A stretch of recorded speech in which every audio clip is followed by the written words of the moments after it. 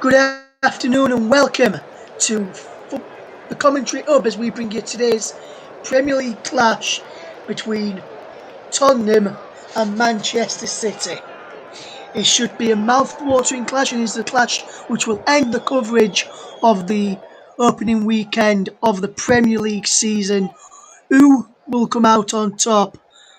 And the all-important question which is on everybody's lips, which our man John King can tell us, if I fetch the man who's going to be describing the action in, he can tell us. And John, can you tell us, the all important question on everybody's lips, is Harry Kane involved today, mate?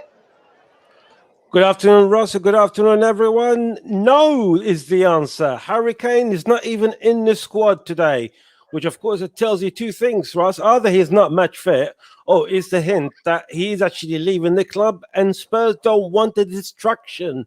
So Nuno Santos is actually going with the formation that Spurs getting used to, which is Loris in goal, Reguilon, Dyer, Sanchez and Tanganga in defence.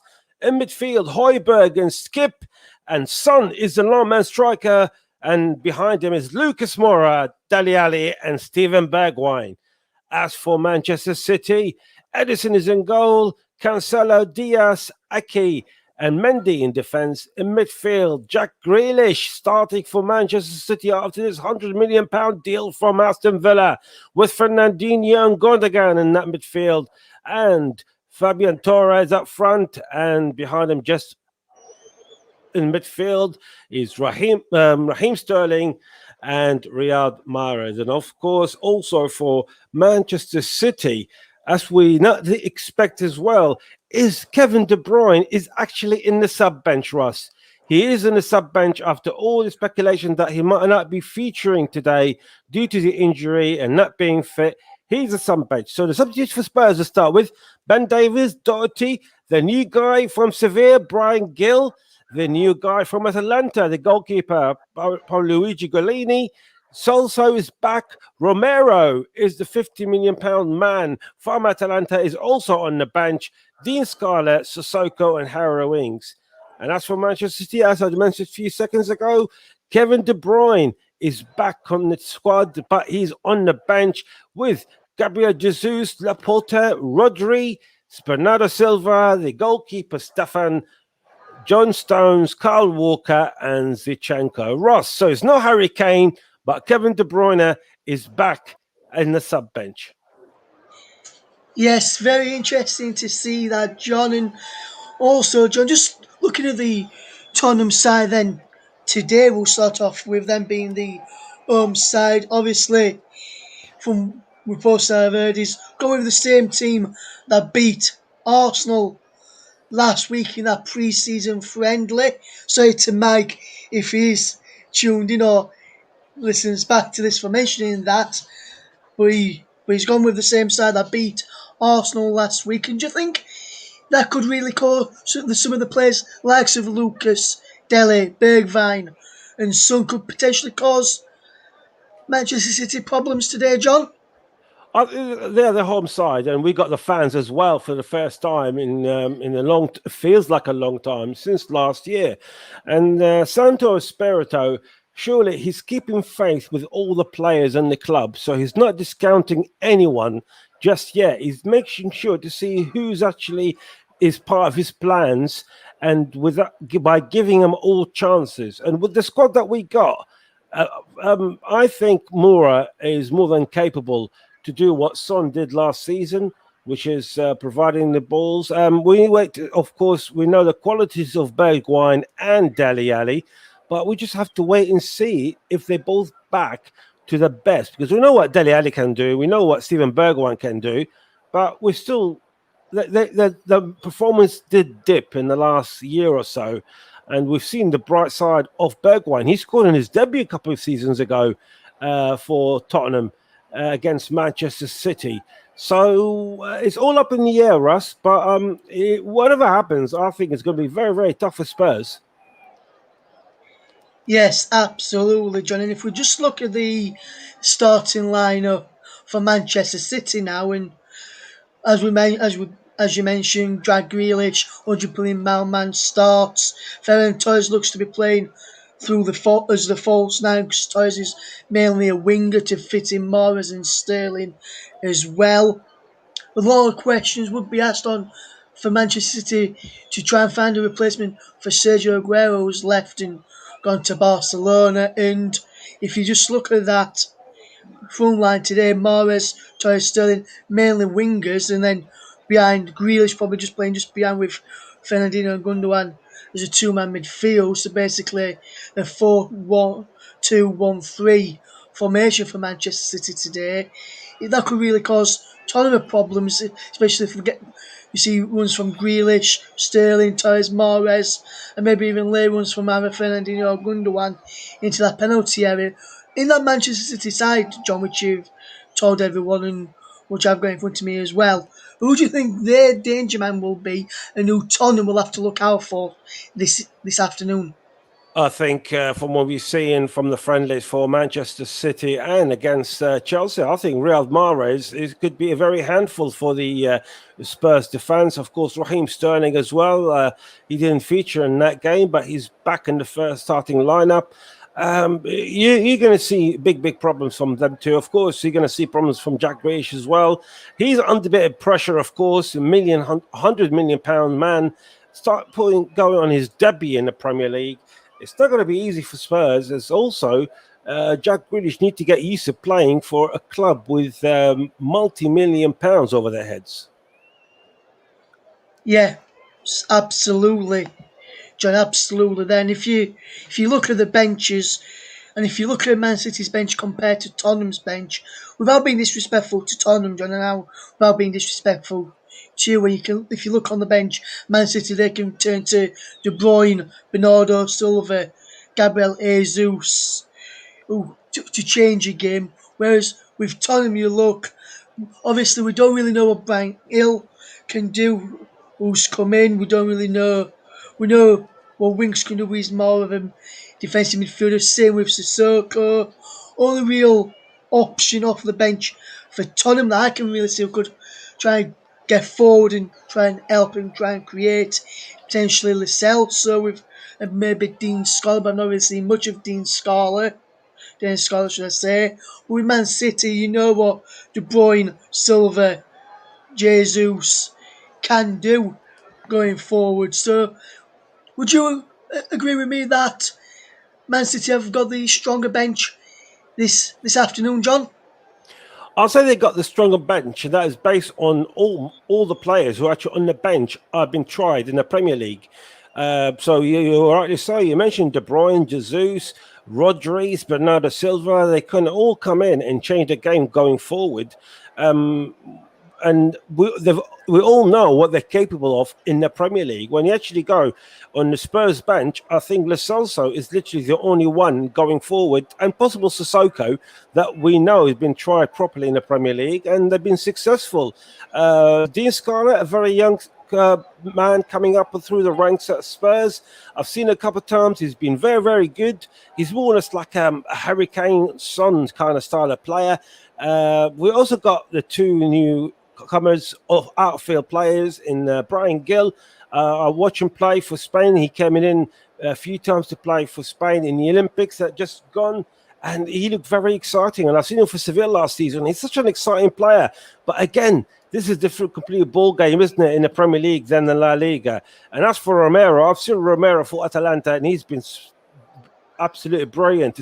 And also his performance in the Copa America been really great. He helped Argentina to win the Copa America with Messi and co. So we have got good players in Tottenham on the bench. The only difference is quite a few of them has been tried, and that's the likes of Gill and Romero.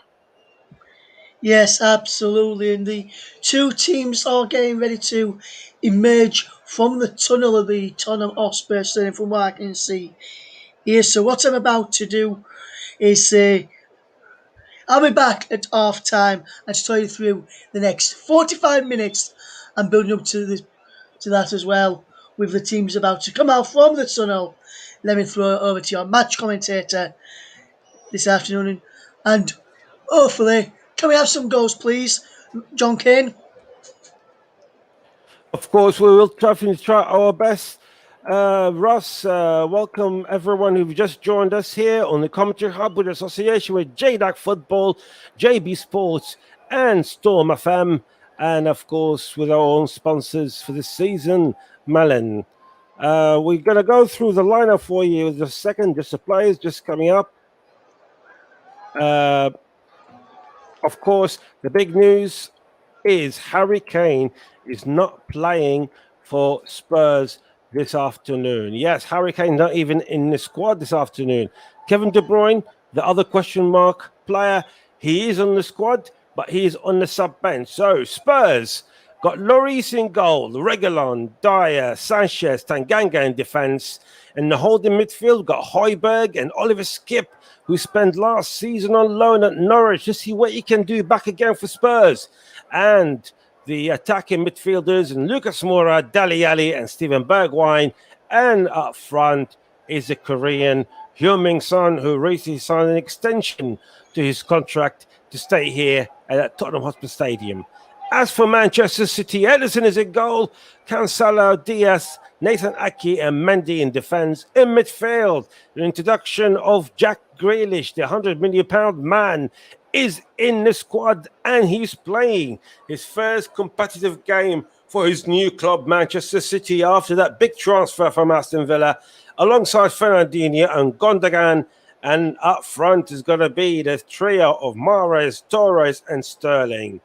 Sub-benches wise, well, we already mentioned Harry Kane's not even a sub-bench. It includes Ben Davies, Matt Doherty, Giovanni De Salso, the teenager Dean Scarlett, Musa Sissoko, Harry Winks, and the duo who just came in recently, the club, is Pierluigi Golini and the defender, the £50 million man from Atalanta, the Argentinian Romero. As for Manchester City, Kevin De Bruyne is on the bench alongside Gabriel Jesus, Laporte, Rodri, Bernardo Silva, John Stones, Kyle Walker, Zinchenko, and the goalkeeper, Stefan. We're just waiting for the players. We're literally about 2 minutes from the start. So what I'm assuming is going to be a very good game between two sides who both love playing attacking football. We know that from Manchester City. And we've seen Wolves under Santos Espirito. He does love that football. So we're just a matter of time to see if Spurs going to play the same style that Spurs fans want. Spurs fans want excitement. Spurs fans want attacking football. And they are playing at home.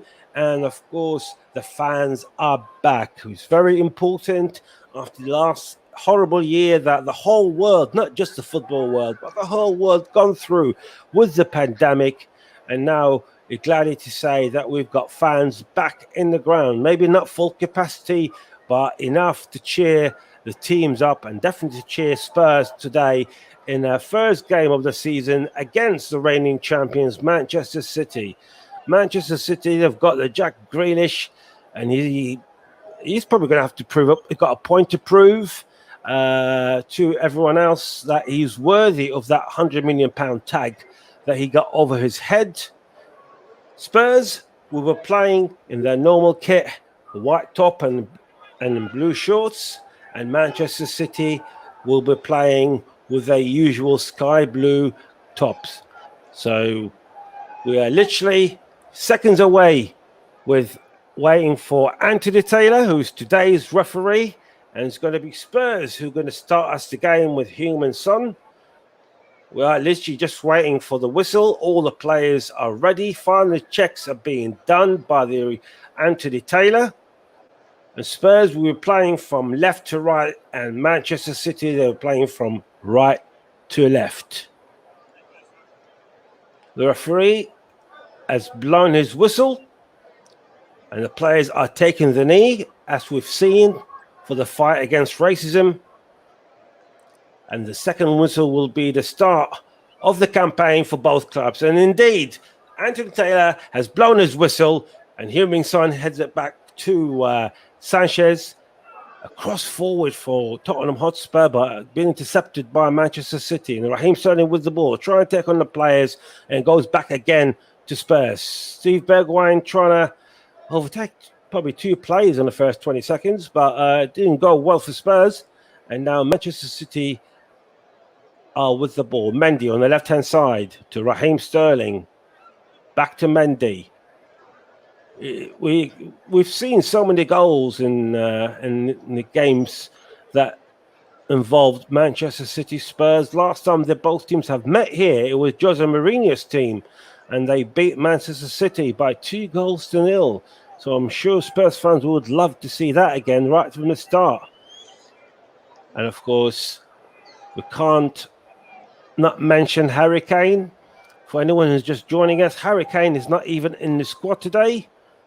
We'll wait to see if that is a hint of possible lack match fitness from what has been happening over the last couple of weeks, or he is possibility on leaving and heading to the Etihad in the next couple of days. Spurs are with the ball. Eric Dyer is in the starting lineup, as well as Davinson Sanchez. Like we mentioned, Romero is the new defender, but he's on the bench. And Lucas Moura managed to get a loose ball from the Spurs, from the Manchester City players, but gone back to Manchester City. The ball inside their half. Lucas Moura's pass wasn't that good enough, but we can see Spurs actually putting pressure on the Manchester City defenders and midfielders. Fernandinho with the ball. Of course, Manchester City losing Aguero, who's gone to Barcelona, and that is a big story as well as in itself. Aguero gone there on the recommendation of Lionel Messi, and then Messi leaves and goes to PSG and leave Aguero alone.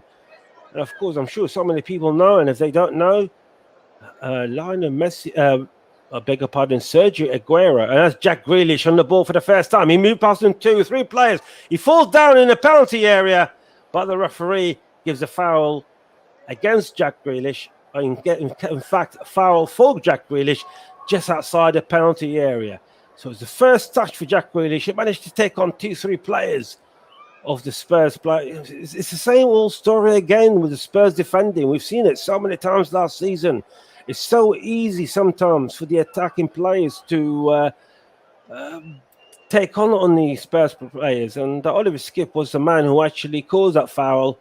And we're talking about less than a meter away from the penalty area. And it looks like Gundogan and Mara stamping behind it, more or less a bit towards the left-hand side. So it'll be a great start for Manchester City if can make something from this free kick. It's a very dangerous free kick, which was introduced by Jack Grealish. Free kick for Manchester City. There is a Spurs wall, but it involves only 3 players, and Heung-min Son literally about a meter away from that wall, and there's 2 Manchester City players in between Son and the wall. Gundogan shoots, deflected, and it goes for a corner to Manchester City. It was a good shot by Gundogan, but the wall did do its job, and it was Oliver Skip who conceded the free kick. Is the man who actually heads it out. So we got the first corner kick in the game after 4 minutes, and it's for Manchester City. Gundogan is going to take the first corner kick from the left-hand side. The German international with a Turkish descent, who plays it short to Grealish. Goes to Mendy. Mendy crosses it inside the penalty area. And ahead, that is a chance for Manchester City. That was a chance for Manchester City. It's a great cross from Mendy from the left-hand side. And it goes inside the penalty area. And the header from Fernandinho, literally right in front of Hugo Lloris, just outside the 6-yard area. Lloris tried to clear the ball, but he didn't do a good job at it. So if Fernandinho's header was on target, that would have been a goal for Man City. But luckily for Lloris, that gone wide. It's gone for a cool kick, but Spurs managed to give the ball away so quickly for Manchester City. They're the ones in charge of the ball. So they're back on the attack. Mendy on the left-hand side to Raheem Sterling. 5 minutes gone, still 0-0. Not Harry Kane, if you just joined us. Harry Kane is not even on the sub-bench for Tottenham Hotspur. You think of it as you like. Lack match fitness or the possibility of going to Manchester City. Everything is on the table. Mendy takes on Holbier, cross it to the right-hand side to Riyad Mahrez on the edge of the penalty area, cross it inside the 6-yard area, cleared by Dyer, and a shot by Manchester City from about 12 yards, and it goes wide again. And this time it's from Cancelo, and it's another goal kick for Tottenham Hotspur. Tottenham Hotspur playing with danger. They're not really covering much around the penalty area, and the clearance from Oliver Skip, or in fact from Eric Dyer, was diabolical. He just cleared it, and it went back to Cancelo, and Cancelo's shot just gone wide. And Spurs need to think again, defensive-wise. We've seen the criticism that Spurs fans have on Eric Dyer and Davinson Sanchez, and we've already start seeing them mistakes. And you can't afford to make mistakes like that against Manchester City. Lucky for them, Manchester City went switched on to score the goals. And here again, Riyad Mahrez on the break for Manchester City to Cancelo, who passed it back to Fernandinho, and the ball goes in the middle of the park.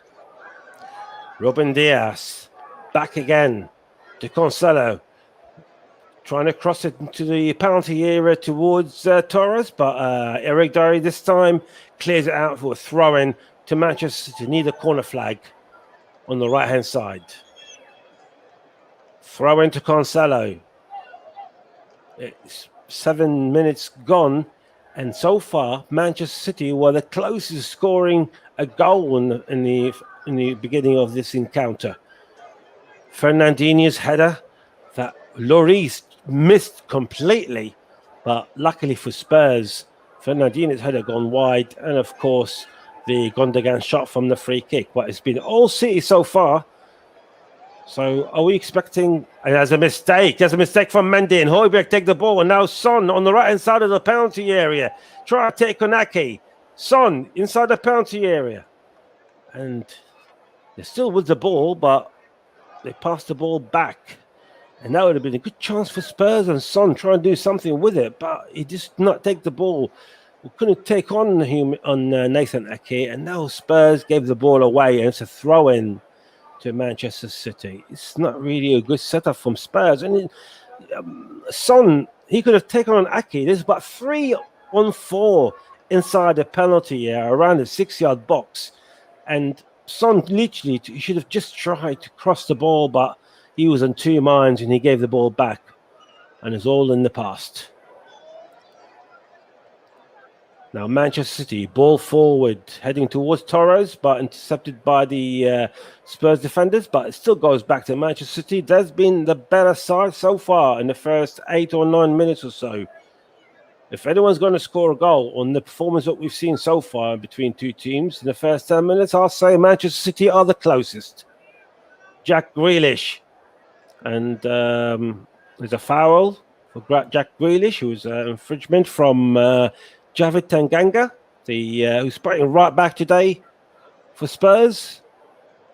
Of course, Javid Tanganga, who started as a centre-back for Spurs, but since Mourinho came in to the club, he made him play the right back, and it seems like Santo believes in him in that position. If it works for Spurs, I'm sure Spurs fans will be happy. And we all know what do we expect from the young man. He is very solid, and he's a very, very good defender, and I personally expected him to be in that centre-back position, but we shall wait and see. Of course, I don't expect Dyer or Sanchez will be keeping their position for much longer with the introduction of Romero, the new £50 million man from Atalanta, who's on the bench today. Of course, I think from Spurs' perspective, it's good that he is on the bench because arriving from Atalanta, so many players, after they move from one club to another, they take time to adapt to the club, to the system, and of course, due to match fitness. But it seems like Romero is half ready to join in the party when it's required by the manager. The ball with Raheem Sterling on the right-hand side of the penalty area. Taking on Javanda down inside the penalty area. Take on Skip. We'll try to pass on, but it's a good interception from Oliver Skip, who managed to keep hold of his man, and it goes to another corner for Manchester City. and is from the left-hand side. It was a great move by Raheem Sterling. Raheem back to his best. He took on 2 players, including Oliver Skip. Oliver Skip managed to stay behind the England man, and he managed to flick it for a corner for Manchester City. Gundogan again. The last corner was short to Grealish. Wait and see what Gundogan's style this time round. Gundogan plays it short again to Grealish.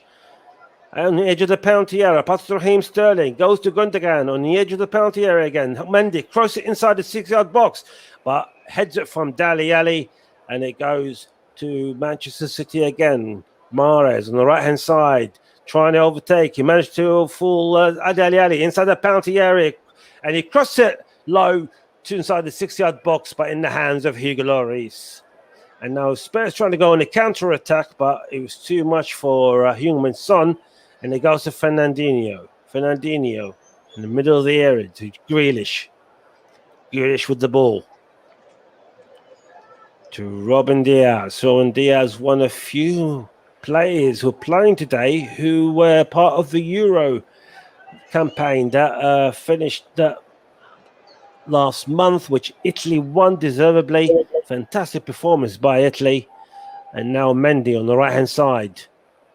Take on Højbjerg, managed to do so. Goes to Sterling. Sterling crosses it inside the 6-yard box. It goes to Spurs, and now trying to clear it. And now Lucas Moura trying to go on the counter-attack. And that was a fantastic interception by Fernandinho for throwing to Spurs. What a player, Fernandinho. Just have to forget that age, but the Brazilian leads by example. He is absolute powerful person to have in that midfield. He does the job perfectly, and you can see even with growing in age, the faith of Guardiola in that player is high. And every time you watch him play, you know why. Player with a great caliber for the blue side of Manchester. Of course, Manchester United started their campaign yesterday, and they beat Leeds by 5-1. 5-1. It's a fantastic start for Manchester United, and Manchester City trying to go on the attack, and it was a through ball towards Gundogan, who managed to escape from the Spurs player, but it goes to Hugo Lloris. No pressure on Lloris, of course. There's a new arrival, Galini from Atalanta, the Italian goalkeeper. He wasn't in the Italian setup in the Euro, but he has had few internationals under his belt. So, and we've seen his performance against Chelsea. It was fantastic performance. He saved Spurs from so many goals in that game. So I don't think Galini will be just a backup. I think we're probably going to see him in quite a few games in the Premier League as well. Fernandinho with the ball again to Ruben Dias. The ball in the middle of the park for Manchester City. Literally about 14 minutes gone and still 0-0, but Manchester City, the one with the chances, the one with the possession, the one with the corners, and the one with the ability of scoring first before and take the lead in this game. Manchester City again. They're still holding the ball. I mean, possession-wise, they've been superb. Playing away from home.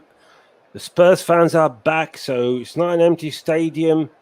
And Grealish with the ball, and Højbjerg commits a foul, and it's a foul for Manchester City against Pierre-Emile Højbjerg, who is part of the squad for Denmark in the Euro. Done very well. Denmark, and of course we can't forget the game against Finland and the incident with Christian Eriksen, the ex-Spurs man, the current Inter Milan player. And we wish him all the best from all of us here in the Commentary Hub, and I'm sure from all of you there at home. He has recovered, but we're still trying to wait to see the extent of his condition There's so many rumours going around at the moment, and I don't want to speculate, but one of them is sadly not able to play football again. Ball was Bergwijn, but Bergwijn intercepted by Nathan Ake, and it goes to throw into Tottenham Hotspur on the right-hand side, down the middle of the park. Spurs, we haven't seen much of Spurs yet in the first quarter of an hour or so, and I'm sure Santos will be asking for some more comes the interval if it stays like this. I mean, so far, Guardiola will be more than happy with his squad. He's just waiting for the goal. And Spurs, we haven't seen much at all attacking-wise. The only one attacked by Heung-min Son, and Heung-min Son just didn't do anything with the ball.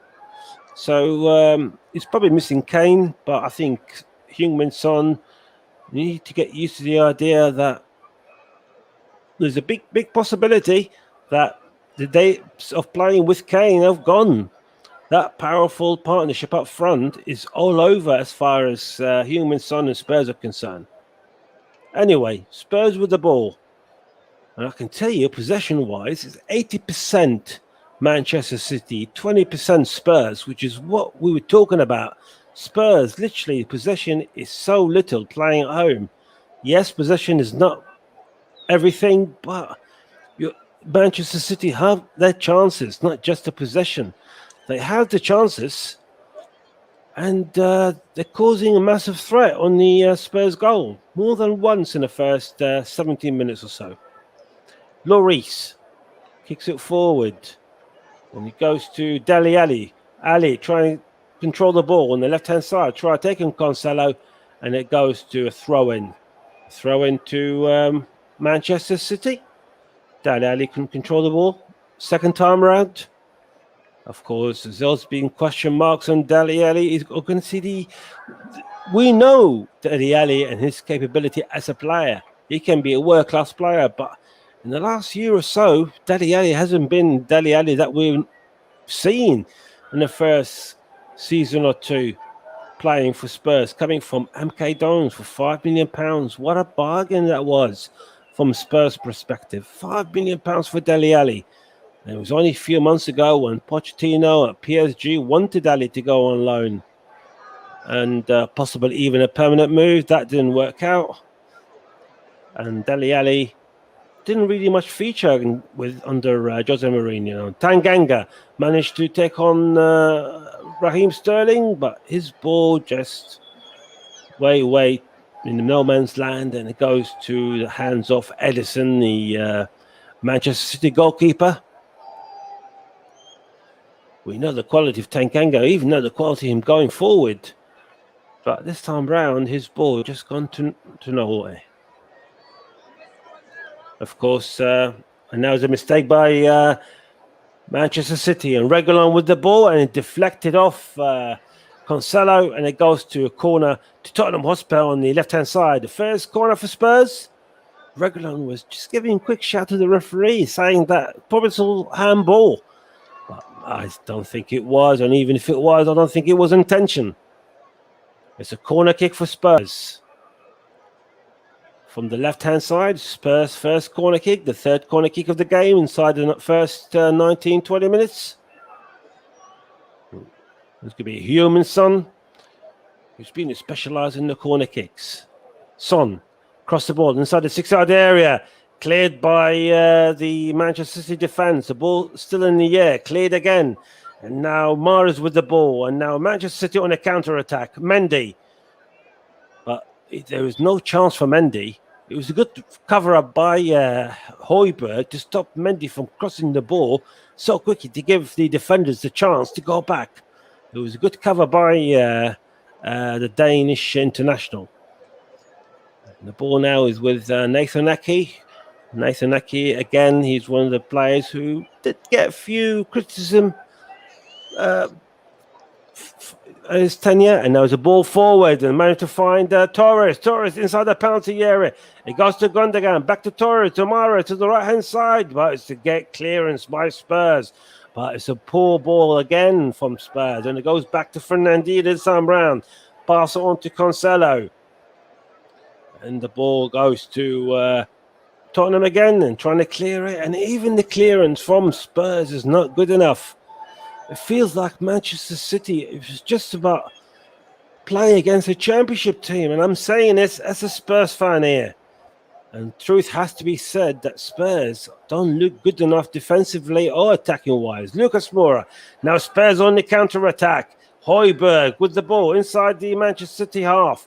Goes to Bergwijn on the edge of the penalty area. Bergwijn shoots and it deflected off the defender and it goes for another corner for Spurs. That's a bit better from Spurs. That's a bit better from Bergwijn, and his shot from the edge of the penalty area goes for a corner. It's 4 corners now in the match, 2 for Manchester City and 2 for Spurs. Let's see what Spurs can do with this. They need to improve performance-wise because so far it's been all Manchester City.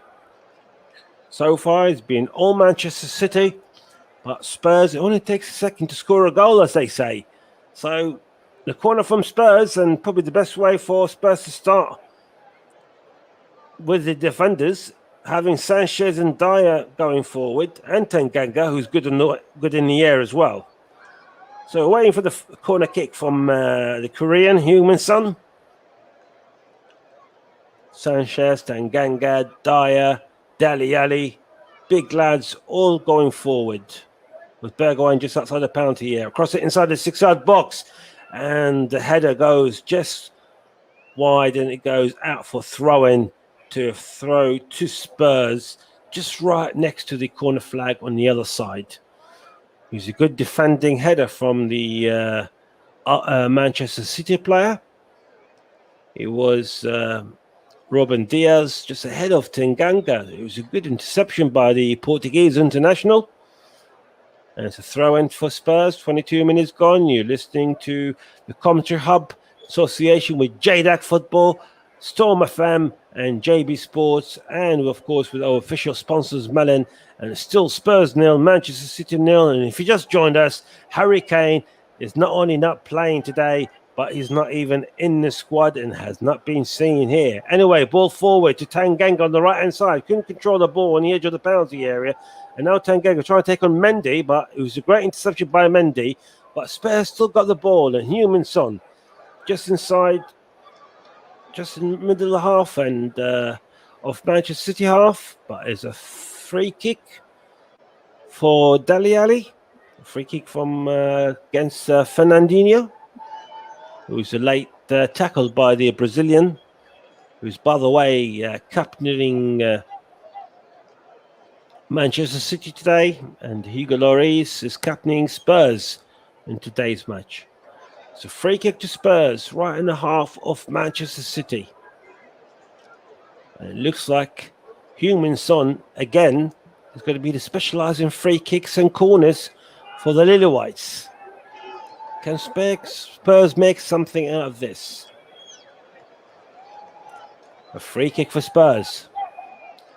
We're just coming up to the 24th minute. Heung-min Son cross it inside the penalty area. And a header from Sanchez. But and the shots from Lucas Moura. And there's appealing. They're appealing that is Gundogan, who's on the line. Manchester City managed to block Lucas Moura's shot for about probably 7-8 yards. They're appealing that Gundogan used his arm to block the ball. Possibly VAR will look at it. And of course it will look at if it's intentional or not. But I tell you what, the ball was on target. And looking at the replay, it might have bounced off Gundogan's arm, but it did hit the leg first. So, in fact, the ball is in play. And Lucas Moura again on the right-hand side to Heung-min Son. Son to back to Tanganga, to Højbjerg. The ball's still inside the Manchester City's half. With Spurs, Sanchez. Back to Højbjerg, but Højbjerg pass goes out for throw-in for Manchester City. We're nearly coming to the 25th minute mark. Still 0-0 between Spurs and Manchester City here at Tottenham Hotspur Stadium. And like we mentioned, Harry Kane is not in the squad today for Spurs, and I leave the assumption to you there at home to make up and tell us, what do you think? Possibility going to Manchester City, or possibility of just match of luck fitness? I personally, and I say it here as a Spurs fan, and I say He's going to Manchester City. If I love it or hate it, I think the truth needs to be said. Ball with City again. In the last 5 minutes, we've seen more of Spurs. So maybe Spurs are going to start showing again what they can do against a fantastic Manchester City side. They've lost in the Champions League final a couple of months ago to Chelsea by a 0-0. Kai Havertz goal. And now Jack Grealish on the ball. It's a foul to Manchester City, right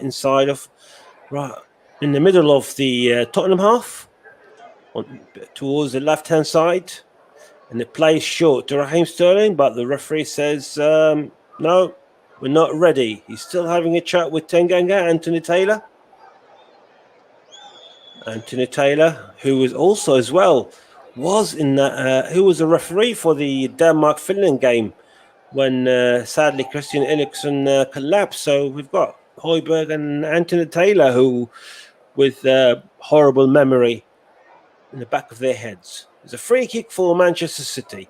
Plays back from Mendy, and it goes to Nathan Ake. Ake to Ruben Diaz. Of course, Manchester City, we did mention that they've lost to Chelsea. They've lost to Leicester City in the Community Shield last week by a 0-0. And it was, and now Manchester City with Ferran Torres and the edge of the penalty area. Couldn't control the ball, but it goes to Gundogan, but it's got cleared by Spurs. And the ball's still up the air in the middle of the park. And it's too much on Heung-min Son, and now Mendy takes the ball, and it goes to Lucas Moura. Moura, take on one, take on two, and there's a counter-attack for Spurs. Moura coming onto the edge of the penalty area, pass on to Bergwijn on his own, on the right-hand side, inside the penalty area. Son shoots, deflected, and it goes to Lucas Moura, but it's an offside for Manchester City, but it was a good play by Spurs. It's a good play by Spurs. We did say the Spurs have improved in the last few minutes, and that was a good run by Lucas Moura. It took him about 2-3 players, and fantastic pass to Steven Bergwijn, who was on his own towards the right-hand side. But I think and then when Son hit the ball, yes, Lucas Moura did look offside, so it is the right decision. I think Lucas Moura was objecting to that decision, but I think it's the right one. He was on an offside position when Lucas Moura did have the shot for Spurs. Anyway, 28 minutes gone, still 0-0. Throw-in for Manchester City. Near the Spurs corner flag. Grealish back to Mendy. Ball goes backwards to Nathan Ake. Still inside the Spurs half, though. Nathan Ake to Ruben Diaz. To Cancelo. Cross it forward to Gundogan. Gundogan on the right-hand side of the penalty area. Take on Dele Alli. And he's still behind him. And Gundogan with the ball. And too much pressure on Gundogan. And ball goes back to Diaz. Diaz, cross it to the left-hand side to Grealish. Grealish on Tanganga inside the penalty area. Pass it short to Mendy. Mendy blocks it. It hits the Spurs player. And there's a big shout from the Manchester City players. Actually hit Oliver Skip in the arm. But the referee says play on, and I'm sure VAR will be looking at it. And looking at the replay, it looks like it actually did hit his shoulder more than his arm. So I'll be very surprised if anything comes out of this one as well. Anyway, the ball goes forward to Heung-min Son. Son can control the ball. Ake, cross it forward to Jack Grealish again. He's been very active in the first half, and there's another foul this time on Davinson Sanchez against Jack Grealish. And Guardiola is having a chat with Sanchez. It's probably telling him not to go too much on him, but they both shook hands. So I'm assuming that it was a friendly chat between Sanchez and Pep Guardiola. Jack Grealish is showing a bit of what he can do. And he's trying to show that he's worthy of being £100 million man. And so far, it's been a good introduction. It's been a good debut for the ex-Aston Villa player. Of course, Aston Villa used some of that money to get Danny Ings from Aston Villa, who themselves lost yesterday by 3-2 to newly promoted Watford. So it's not the start that Aston Villa wanted.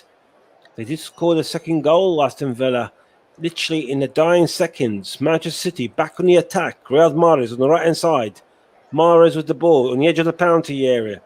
Cancelo crosses the ball inside the penalty area. A great clearance from Sanchez. It's a great clearance, but the ball still goes back to Manchester City now. Spurs on the attack. Steven Bergwijn on the counter-attack, and it's 3 against 3. Bergwijn keep moving forward to Son inside the penalty area. Son try to take on one and still with the ball, but the ball just did not go Son's way. Spurs still with the ball with Reguilon. Reguilon across it inside the 6-yard area, cleared by Aki, and goes back to Reguilon, but it goes for a throw-in for Tottenham Hotspur. Spurs are playing on the counter-attack. The more and more the game is going, the more we see more counter-attacks from the Lily Whites. They're not giving up at the moment. They know that Man City playing with massive what do you call it? It's a team of superstars. Of course, not as superstars as Paris Saint-Germain, but they have got literally players who can win in the Champions League. And of course, they've lost the Champions League final against Thomas Tuchel's Chelsea. And I'm sure Guardiola will be looking to bring Harry Kane to break that deadlock for the blue side of Manchester. Anyway, the ball with Man City, and Mendy now is on the attack on the left-hand side.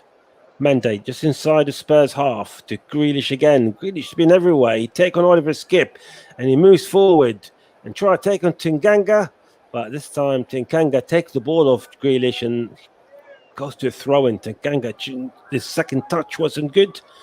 And the ball goes for a throw-in to Manchester City inside the Spurs half. You're listening to the Commentary Hub, association with JDAC Football, JB Sports, and Storm FM, and of course with our official sponsors, Melon. We'll play 33 minutes now, and it's still 0-0 between the two clubs here at Tottenham Hotspur Stadium. Spurs versus Manchester City. Spurs were the brighter in the first half, but in the last 8 minutes, Spurs did provide a scare or two for the Manchester City defense and Edison, the Brazilian goalkeeper. But it didn't come into anything. But Jack Grealish is having a good debut at the moment. Jack Grealish, who's on the ball now? To Raheem Sterling, back to Jack Grealish. There's been so much reliant on Oliver Skip and Højbjerg trying to catch up on Grealish. And ball goes forward to Raheem Sterling on the edge of the penalty area. Try to take on Davinson Sanchez, but Sanchez this time around managed to get the ball off him and clears it out. And it goes again to Fernandinho. To Cancelo. Cancelo with the ball. To Fernandinho again. Cancelo once more. A bit on the right-hand side to Riyad Mahrez, the Algerian. To Fernandinho. Across the ball inside the penalty area. Cleared by Sanchez to Grealish. Grealish trying to shoot, but blocked by Jeffan Tanganga. And the ball goes back to Manchester City. Ball in the middle of the park. Mendy again to Grealish, and Spurs takes the ball, and they're on the counter-attack with Lucas Moura, but Moura could not hold the ball. And Fernandinho again doing his job and taking the ball away. Good again, trying to pass it on, but this time it's been intercepted by Reguilon. Now Reguilon and Spurs on the counter-attack, but Reguilon falls down easily. And Manchester City take on the ball. Fernandinho to Gundogan, middle of the park, moving inside the Spurs half, take on Højbjerg. Gundogan again to Raheem Sterling on the right-hand side, inside the penalty area. Sterling trying to shoot, and it goes to Raheem Mahrez. Oh, what a miss. What a miss from Riyad Mahrez. Within like 7-8 yards from the goal. And Mahrez had an open goal, just him and Hugo Lloris. But his shots just goes wide. That was a chance and a half for Mahrez. You normally see Mahrez scoring from that kind of situations, but this time round, I'm just looking at the replay again. He only had Lloris to beat from about 7 yards, and that's a glorious chance to Manchester City. And I'm sure if Spurs score before half time, Mahrez will be looking back at that chance, because that is a chance of the game so far from the Algerian. Ball clears by Hugo Lloris. Ball in the air between Oliver Skipp, and it goes to Manchester City. Skipp managed to get control of the ball. He's doing a good job so far, Oliver Skipp, in the first 35 minutes. Coming back from the loan spell at Norwich City. Of course, Norwich promoted with the help of Oliver Skipp. He was named in the Championship Team of the Year, the Tottenham player, of course, while playing for Norwich last season. Norwich, they started their campaign in the Premier League with a 3-0 defeat at home to Liverpool. There's a free kick again for Manchester City, again against Javid Tanganga. And it's not the first time that Tanganga had who conceded fouls. And I think this time round is Anthony Taylor is going to have another word with Tanganga and with Hugo Lloris. He's calling them both. So I think he's going to go through the captain. You need to be careful, otherwise this player is going to get a yellow card or sending off. So Anthony Taylor still in discussion with the goalkeeper and with Tanganga, and I think Tanganga's received his final warning. I'll say Anthony Taylor is being polite and giving Tanganga the benefit of the doubt. One more go, and you're getting that yellow card. Manchester City with the ball. Cancelo inside the Spurs half. Back to Ruben Diaz, Portuguese international. To Nathan Ake, the Dutchman. To the left-hand side. To the Englishman, Raheem Sterling. But Raheem Sterling deflected off Javid Tanganga for throwing to Manchester City down the middle of the park. On the left-hand side. You say Manchester City were the better team. But Spurs did have their moments. They did have their attacks. They did have a couple of chances. But possession-wise, we're probably talking about 70-30 for Manchester City. They had 5 chances, 5 attempts on goal, Manchester City, and Spurs. Only in the last 5 or 10 minutes, they had their 4 chances then. So Manchester City are still the better side and still favourites to get on the score sheet. And Jack Grealish is on the ball trying to do just that. Trying to take on Højbjerg. Managed to do so. Pass on 1, 2 to Mendy inside the penalty area, the left-hand side. Trying to pass it. And it hits Javid Tanganga in the arm, but no one is appealing it. And the ball was Raheem Sterling still. Goes to Mendy. Mendy trying to cross it, and it deflects for a corner to Spurs. And now Mendy is talking to Anthony Taylor, and I think I'll be surprised if VAR get involved in this one. It did look like to me they actually hit Tanganga in the arm when Mendy trying to cross it. So I don't know VAR just yet. We'll wait and see. If VAR get involved, I think Spurs can be in big trouble. But I think, by the looks of it, the VAR has done its checks because we're about to see the corner kick. Corner kick played inside the 6-yard area, cleared by Spurs. It goes to Bergwijn, trying to go on a counter-attack. Bergwijn managed to come through Cancelo. Bergwijn inside the Manchester City half, but it was too lazy. That pass forward was too lazy from Bergwijn. It was so easy for Cancelo to pick up that ball from Bergwijn. It was too lazy from Dele Alli as well, but more so the pass of Bergwijn. No, Raheem Sterling on the attack. Sterling trying to take on Skipp and managed to do so on the edge of the Spurs penalty area, but it's great interception by the Dane, by Højbjerg. And now Spurs on the counter-attack again. Lucas Moura pass it on to Heung-min Son, 1-on-1, and now it's 2-on-2. Heung-min Son on the edge of the penalty area, and a shot for Heung-min Son, and that was a great shot from Son. Just goes inches by the Manchester City bar. Just inches wide from this Manchester City post. And Heung-min Son's claiming that actually it was a save and Edison touched the ball. We'll have a look on the replay, but it was a fantastic shot from the South Korean. In fact, it did deflect off Cancelo. Anyway, now Manchester City on the attack. And the shot from Mahrez from edge of the penalty area. And It's a free kick. In fact, it was an offside for Manchester for Spurs. Got about just over 4 minutes left plus stoppage time. And it's still 0-0 between Spurs and Manchester City here at Tottenham Hotspur Stadium. And this was Spurs' best chance. And when you look at the deflection of Cancelo on the replay, it looks so obvious for a referee to see this, to be fair. And I can see why Son was raging at Anthony Taylor, asking for the corner. That ball was heading, was goal bound.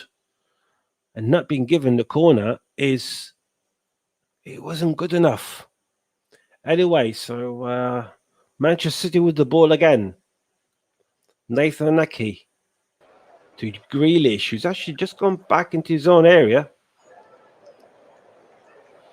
And Robin Diaz crossed it forward, intercepted by the Spurs player. It goes to Dele Alli. Ali forward to Heung-min Son once more. Now Son using his space, trying to take on a couple of players, but he passes it to Dele Alli on the left-hand side. Dele to Oliver Skip, to Højbjerg inside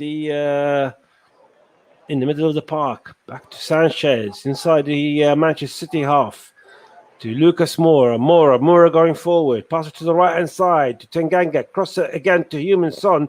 And it was too much for Son trying to control the ball. And Son still with the ball. And the shot from Son, but it goes over the bar.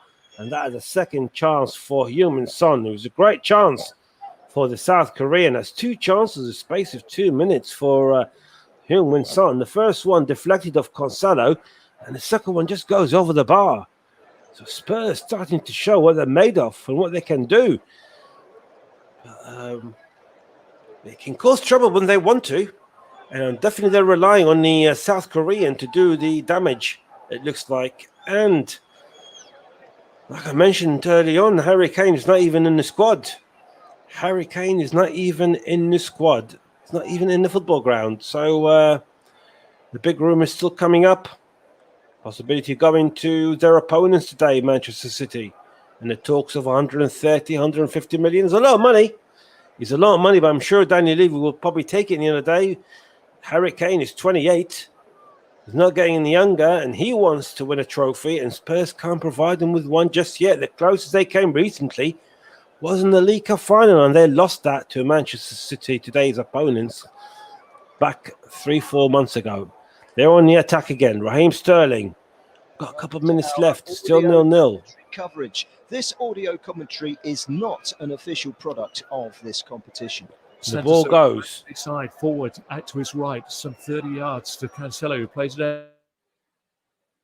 The ball goes forward to Manchester City, to Jack Grealish. Grealish inside the penalty area. Can't take on Davinson Sanchez. But could he just manage to keep the ball? But David Tanganga managed to clear it. So clear the ball, and it goes back again to Manchester City. City, Cancelo on the right-hand side to Riyad Mahrez, to Gundogan, back to Mahrez. Mahrez got Dele Alli in front of him, and pass it again to the overlapping Cancelo towards Grealish. Grealish on the edge of the penalty area, goes inside, trying to shoot, get blocked by a Spurs player, and it goes back again from Fernandinho's shot. And it goes wide and goes for a goal kick for Tottenham Hotspur. We've got about a minute left. Still 0-0 between Tottenham Hotspur and Manchester City. We've seen quite a lot of shots on and off target for both teams. Manchester City were the brighter in the first half of the first 20 minutes or so. The Spurs start moving forward and going on the counter-attack and creating chances. Doing very well at the moment, better than they started. Anyway, the ball forward for Spurs, but cleared by Manchester City, and the ball still goes to Nathan Ake, who clears it out to throw in to Tottenham Hotspur. Just coming to literally the last seconds of the half plus stoppage time. And throw in to Spurs inside the City half. Javid Tanganga is going to take the throw in. Short to Heung-min Son, but Spurs couldn't control the ball, and it cleared by Manchester City. It goes for another throw-in to Spurs, and it's going to be a minute additional time here at Tottenham Hotspur Stadium, and we are in that first minute of injury time. So we didn't see quite a lot of interruptions, to be fair, in the first half. So even the minute probably is a bit generous for both teams. The ball goes forward, but intercepted by Manchester City. Goes to Dele Alli and still ball in the air between two clubs. Ball cleared by Eric Dyer, but only goes as far as Cancelo. Cancelo, who's been ever so active, pass it forward, but intercepted by Eric Dyer, and it goes to Mahrez on the right-hand side. Could be Manchester City's last chance. Mahrez to Cancelo again, try and take on Dele Alli. To Gundogan. Mahrez again. Cross it inside the 6-yard area, but deflected, goes back to Gundogan. Gundogan again trying to cross it low, but cleared by the Spurs player. And in fact, the whistle's been blown for half-time here at Tottenham Hotspur Stadium. It's a great start for Manchester City. Spurs took over. They had their own chances in the last 15, 20 minutes or so, but it's still goalless here at the Tottenham Hotspur Stadium. So we'll be back shortly for the second half. Bring it back to Ross Vernon. So it's 0-0 here between Spurs and Manchester City. Thank you very much there, John Kane, for the brilliant coverage in the first half of Tottenham Hotspur against Manchester City, where it is goalless at the break between these two great sides. And looking at some of the stats from that first period, and I'm just looking at the stats now as I'll just look at this. Man City, 68% of the possession, 6 attempts to Tottenham's 32, 8 attempts from Man City to 6 from Tottenham. No shots on target as of yet, with 3 shots off goal to 4 Tottenham to Man City. Same with block shots, Tottenham with 3, Man City with 4. 3 free kicks for Spurs, 9 for City. Well, they've had 2 corners, Spurs. City have had 3. 2 outsides from Spurs, 1 from City as well. Fouls, 7 from Spurs, 2 from Man City. And total passes is 140 for Spurs, 292 for City. And if you're still there with us at half time, just a quick question for you, John, if you can hear us, mate. Can you hear us, John?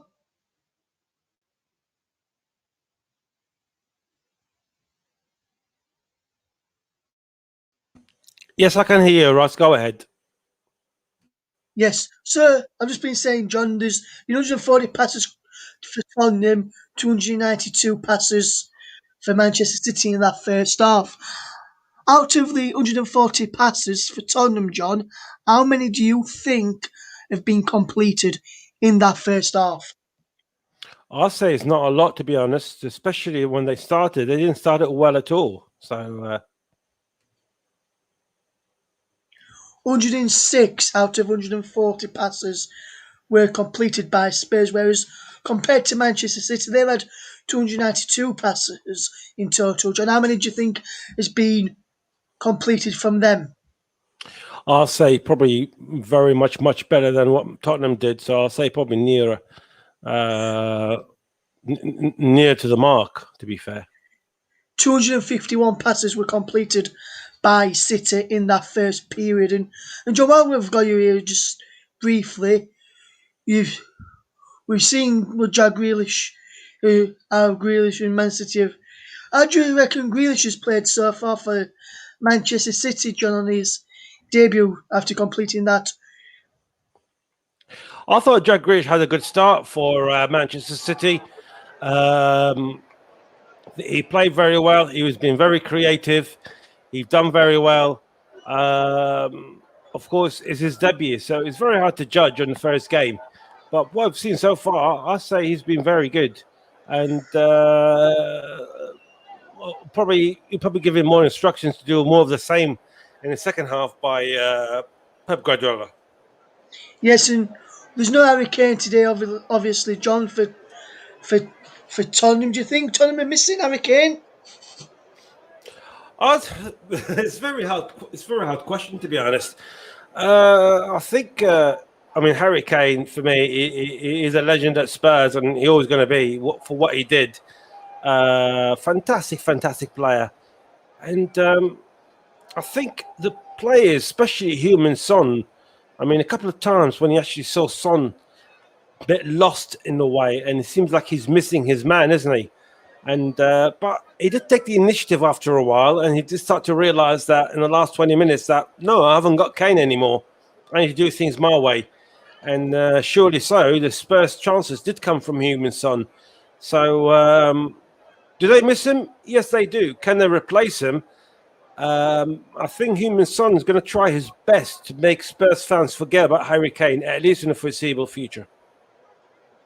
Yes, very interesting there. John will bring you back in time for kick-off in the second period. So we're back with John Kane very, very in plenty of time for kick-off. Just going around the grounds so far in the earlier game in the Premier League. It finished Newcastle United 2, West Ham United 4. West Ham coming from behind in that game to win the match. Newcastle were leading 2-1 at half time, but then they chucked it away. Another score, another result in the Premier League, but Premier League 2 for the under 23 side. I'll just run you through. There's been three of those matches today, so I'll just run you through those scores. It was Liverpool 0, Manchester City 0,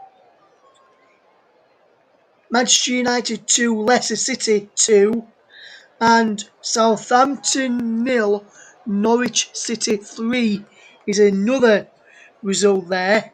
In Ligue 1 in France, should I say, finished Angers 3, Lyon 0. Lyon finished the game with 10 men. Brest 1, Rennes 1.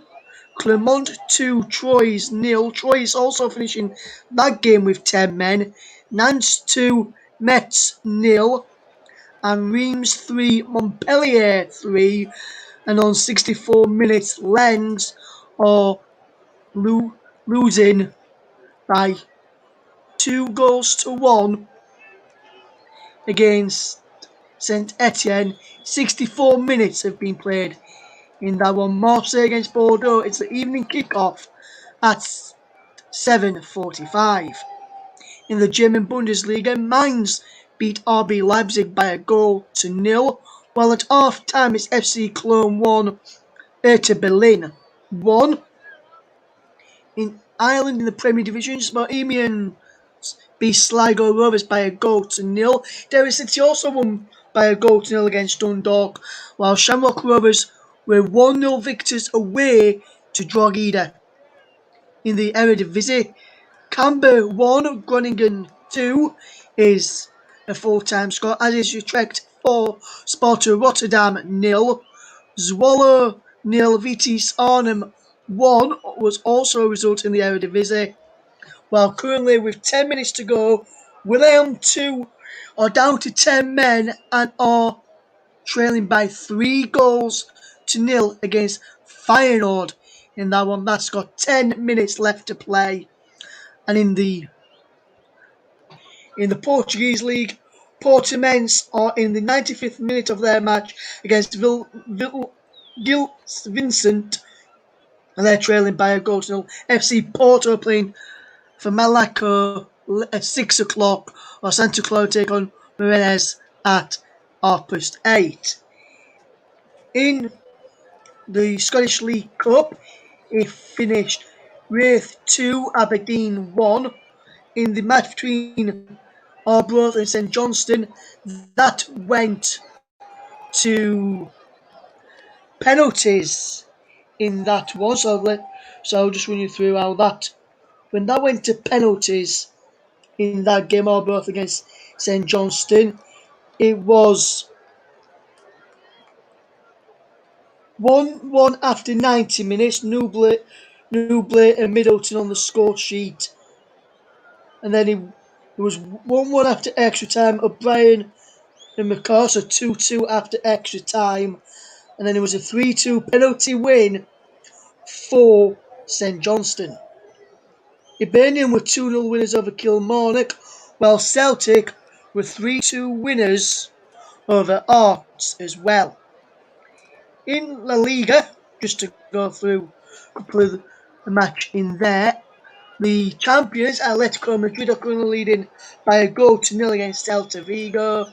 Barcelona take on Real Sociedad at 7 o'clock, while Sevilla take on Valencia at 9:15. In the MLS, briefly, just before we get back underway, in our featured match this afternoon between Tottenham and Manchester City, you finish in the MLS. Club de Foot Montreal 2, New York Red Bulls 1. New York City 2, Inter Miami 0. More pressure piled on Phil Neville at Inter Miami. Toronto 1, New England Revolution 2. FC Dallas 0, Sporting Kansas City 2. Houston Dynamo 1, Colorado Rapids 3. And Real Salt Lake 1, Austin 0. All results. Atlanta versus Los Angeles is 9 o'clock kickoff, while Chicago Fire take on Columbus Crew at 11 o'clock this evening. And then the CMU Premier in Wales, Newton Town 1, TNS 4 is a result in that one. Now, with the second half of this game almost ready to get back underway in a few minutes, we'll be handing back over ready in a couple of minutes' time to John Kane for second half coverage between Tottenham and Manchester City. And we should hopefully see some great action in the second half. And John, a quick question to you, my friend. Do you think we'll see some goals in the second half? I think I'm surprised we didn't see goals in the first half. We've seen quite a few good chances for both sides early on for Manchester City and later on for Tottenham Hotspur. We're just waiting for the final touches, to be converted into goals. I would not be surprised. I'll be very surprised, in fact, if didn't see at least a goal or two in the second half. Manchester Tottenham are playing more or less on a counter-attack under Nuno Espirito, and Manchester City just going with the attacking football that we all know of. I'll be very surprised if it stays 0-0. Yes, another question for you, John. The longer it stays 0-0, Tottenham will get more and more confident that they can get something out of it. When do you think Pep Guardiola will turn to his bench and turn to someone like Kevin De Bruyne if he's not going Manchester City's way this afternoon?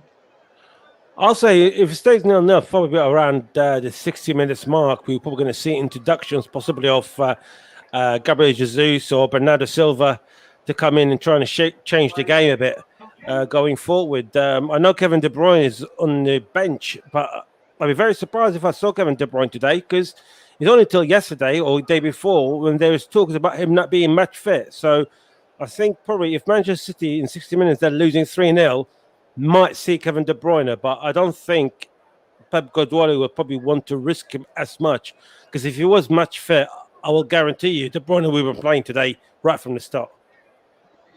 Yes, and if you just look at the Tottenham side, how long do you think Nuno Espirito Santo will leave it, John, before he makes changes to try and go on to win the game? And who do you think Tottenham will turn to first from the bench? Will it be someone like Lo Celso or Sissoko first, or do you think it'll be someone maybe like Brent Hill who's on the bench this afternoon? I'll say I think we're going to see Brian Hill coming in at some stage, and I think probably more towards the last quarter an hour or so of the match. It'd be a good introduction for him as well against Manchester City.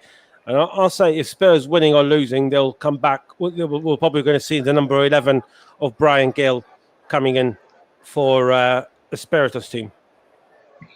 Yes, and with the players almost ready for the second half kick-off, it's time for me to hand back over to your match commentator for the second half. And let's say very good afternoon once again to John Kane. Good afternoon, everyone, and welcome back here for the second half at Tottenham Hotspur Stadium between Tottenham and Manchester City. The first half ended by goalless between the two sides. We've seen a few chances from both teams. However, the Manchester City were the better side in the first 20 minutes or so. Spurs did manage to wake up a bit later on and had their own couple of chances through the South Korean Heung-min Son. Doesn't seem to look like going to be any substitutions made at half-time. Spurs were playing from right to left and Man City from left to right. And in fact, Anthony Taylor had just blown his whistle the start of the second half, and it's Riyad Mahrez with the ball on the right-hand side to Cancelo. Fernandinho, the ball with Manchester City, and you look at the Manchester City bench, the experience they've got in the Premier League is huge. Bernardo Silva, Kevin De Bruyne, regardless of his injury, John Stones, Kyle Walker, who's very good going forward as well. And now Lucas Moura trying to take in 1, 2, 3 players, but has been intercepted by the Manchester City midfielders, and it goes back to Oliver Skip to Davinson Sanchez. It'd be also good as well for Spurs fans at home to see the introduction of the new signing, Brian Gill. Like I mentioned, I've seen him a few times for Seville. Very exciting young player. And, of course, he played part in leading Spain to the final of the Olympics that finished just gone. And now Spurs on the attack. Dele Alli managed to nick the ball of the Man City player. Dele Alli to Højbjerg inside the penalty area. And a shot from Dele Alli. And from Højbjerg, in fact, but it's been cleared from in front of Heung-min Son, who was waiting in a 6-yard, but it was a great interception by the Manchester City defender. That was a great ball by Spurs. It was actually a mistake from Fernandinho, who was intercepted by Dele Alli, who managed to take the ball all the way towards the edge of the penalty area, and he passed it to Højbjerg, and Højbjerg's low cross towards Heung-min Son inside the penalty area, very well intercepted, shall I say, by Portuguese Ruben Dias, who's on the ball now. Ruben Dias, PFA Player of the Year last season, understandably so. Fantastic defender for his club and country. Ball moves forward to Gundogan moving forward inside the Spurs area, but it's one intercepted by Oliver Skip. He's having a good game, Oliver Skip. But definitely improved throughout the game and throughout the first half as well, in fact. And Son to Reguilon, to Heung-min Son again. It's hard to see sometimes who's actually playing the lone striker up front for Spurs. Sometimes, most of the time, we have seen Son. He's the one who had the chances on goal for Spurs. But sometimes we do see Lucas Moura going there or Bergwijn. So it has to be a good understanding between them players. There's a good play from Gundogan in the middle of the park to pass it forward to Riyad Mahrez, to Raheem Sterling on the left-hand side, to Jack Grealish. Grealish pass it on to Duncan. Don't try to shoot from inside the penalty area, blocked by this Spurs player. And it's been very entertaining first 3 minutes here at the Tottenham Hotspur Stadium. Now Spurs on the attack. Bergwijn, but Bergwijn couldn't control the ball. But it goes to Reguilon. Reguilon inside the... Moura shoots from outside the penalty area, but it goes wide and goes for a goal kick for Manchester City. Both teams having instructions, I believe, to go more forward and create more chances, and that's exactly what happened in the first 3.5 minutes here at North London. Of course, speaking of North London, Arsenal did lose the first game, the opening game against Brentford on Friday, by 2-0. It wasn't just a scoreline. And Raheem Sterling with the ball and his shoes, and that's a very poor shot from Raheem Sterling standards into the hands of Hugo Lloris there. We're seeing end-to-end here at the moment. But Arsenal did lose away from home to Brentford by 2-0, newly promoted Brentford. And I can tell you, Arsenal fans are not happy. They're not happy not just with the scoreline. They're not happy with the performance. They're not happy with what they've seen from the team on Friday night. And it just seems like a continuation of Arsenal's performance moving on from last season into this season. I appreciate it's a cliche and probably been heard so many times, but it's actually the truth. Arsenal are moving on with no direction at this moment in time. Anyway, it's a throw-in for Spurs down inside the Manchester City half. Heung-min Son on the right-hand side near the corner flag. Try taking Fernandinho. Pass it back to Nganga, and he goes for a throw-in for Spurs. Nearly coming to 5 minutes here, and it's still Spurs 0, Manchester City 0. You listen to the commentary hub with association with JDAC Football, JB Sports, Storm FM, and with the association and with our official sponsors, Menon. The ball goes to Tottenham, Reguilon trying to keep the ball, but Raheem Mahrez does a good job, and Raheem Mahrez get pulled down by Reguilon, but the referee says throw into Spurs. So he didn't see much in it. The City. And ball's played back. Sterling likes to hug the... And the ball plays back to Spurs, and there's too much for Heung-min Son. And Manchester City are with the ball. Nathan Ake to Fernandinho, middle of the park. We've seen it's been a good start for the second half here for both sides. Both sides have been trying their best to try and nick the lead here. And what I've seen for the first 5 or 6 minutes or so, they're both more than capable. The ball goes forward to Torres. Goes to the right-hand side to Mahrez to Fernandinho. And Bernardino's shot. Oh dear, oh dear, oh dear. Fernandinho's shot goes into no man's land. We're talking about more towards the corner flag than the actual goal itself. That's how bad the shot was from the Brazilian. But I never doubt his ability, never doubt his determination for the teams and the clubs that he played. Wonderful player, Fernandinho. But this time around, his shot was just diabolical. Goes forward to Spurs. Goes back to Højbjerg. Højbjerg in control of the ball to Oliver Skip. In fact, Eric Dyer crossed it forward towards Bergwijn, intercepted by Manchester City. And it goes this time for Skip, trying to find Bergwijn, but it's too much for Bergwijn. And Robin Diaz safely pass it back to his zone keeper, Edison. Of course, like we mentioned, Man United managed to beat Leeds by 5-1 yesterday. And, of course, Liverpool beat Norwich City by 3-0 at Carrow Road. Heung-min Son with the ball. 1-2 with Mora. Son, cross it inside the 6-yard area, and it goes to Bergwijn. Bergwijn just inside the penalty area. Pass it outside to Reguilon. Reguilon cross it inside the 6-yard, and it goes to Tanganga. Tanganga cross it again, and a header from Mora, and Mora's header goes backwards, and it goes for throw-in. That is a chance from Spurs. A massive chance. It was a great chance there. It was a cross from Reguilon. It goes to the right-hand side to Tanganga, who cross it again to Lucas Moura, just outside the 6-yard box, and his header goes backwards and goes for throw-in. I think probably, Dele Alli was behind him, and probably Dele Alli was in a better position to heads it for Spurs, but if he didn't get a shot, he didn't get a shot. And a shot from Højbjerg again from outside the penalty area, but blocked by Nathan Ake. And now Manchester City on the attack. It's been a very wonderful, entertaining game, and certainly a very entertaining second half. Grealish to Sterling, just inside the Spurs half. Goes to Fernandinho. Fernandinho with the ball. You've seen chances from both sides, but that chance a few seconds ago from Lucas Moura, if he didn't have the call up by Dele Alli, I think we'd been a better chance. Anyway, Grealish on the ball, just on the edge of the penalty area. Goes inside, try to take on one. He's surrounded by two players, pass it back again to Mendy. Mendy with the ball, cross it inside the penalty area, cleared by Eric Dyer. The ball still in the air in the penalty area, and it cleared by Spurs. And now Bergwijn on the counter attack, and it's 2 against 3, and a fast attack. And now Spurs was Human Son on the right hand side.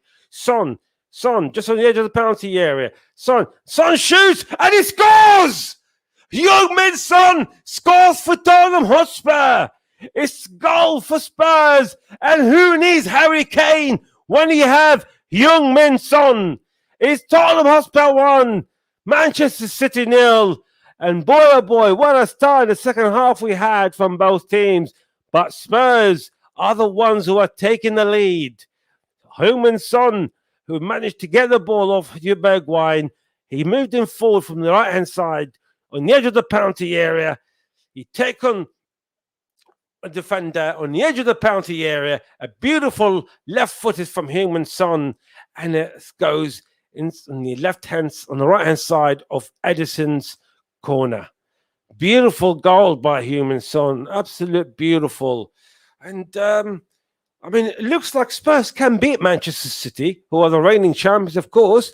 And the more you look at it, it's possibly like Spurs are coping with that Harry Kane. So I will eat my words, what I said to Russ Vernon at halftime. If Heung-min Son can provide what he's providing today, Heung-min Son can be even a bigger legend for Spurs. And please give us your views on that. I'm more than happy to read it out. I'm more than happy, like I said, to eat my words. I did say at halftime, Harry Kane is needed, and they might find and suffer by the void. But at the moment, 10 minutes gone into the second half, the Spurs are leading. And now Raheem Sterling on the left-hand side, try and take on Tenkanga, but is well intercepted by Jorberg. The Viking is there, and he clears it forward, and it's still got roll with Manchester City with Jack Grealish. £100 million is not doing well at the moment for Manchester City. They're losing by a goal to nil. Fernandinho to Cancelo. Cancelo shoots from outside the penalty area, but again, his shot is very, very poor, and it goes about 4 or 5 meters from the right-hand post. We're just looking at the replays. A great play by right on the edge of the penalty area by Spurs on the counter-attack from Lucas Moura to Bergwijn, who moved forward with it, and he passed it on to Heung-min Son.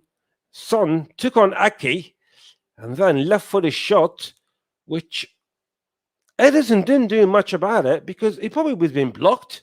The more I see the replay, there's been a block by Robin Diaz. He was standing in front of the Manchester City goalkeeper. And again, send us your views and remarks or comments. I'm more than happy to share them in there. And the ball still was Spurs, but the ball goes forward to the hands of Edison. Guardiola won't be happy. And I'll tell you what, the Manchester City fans are wondering now, is £100 million well spent? I don't know, only time will tell. It's still early days, but they're still losing 1-0.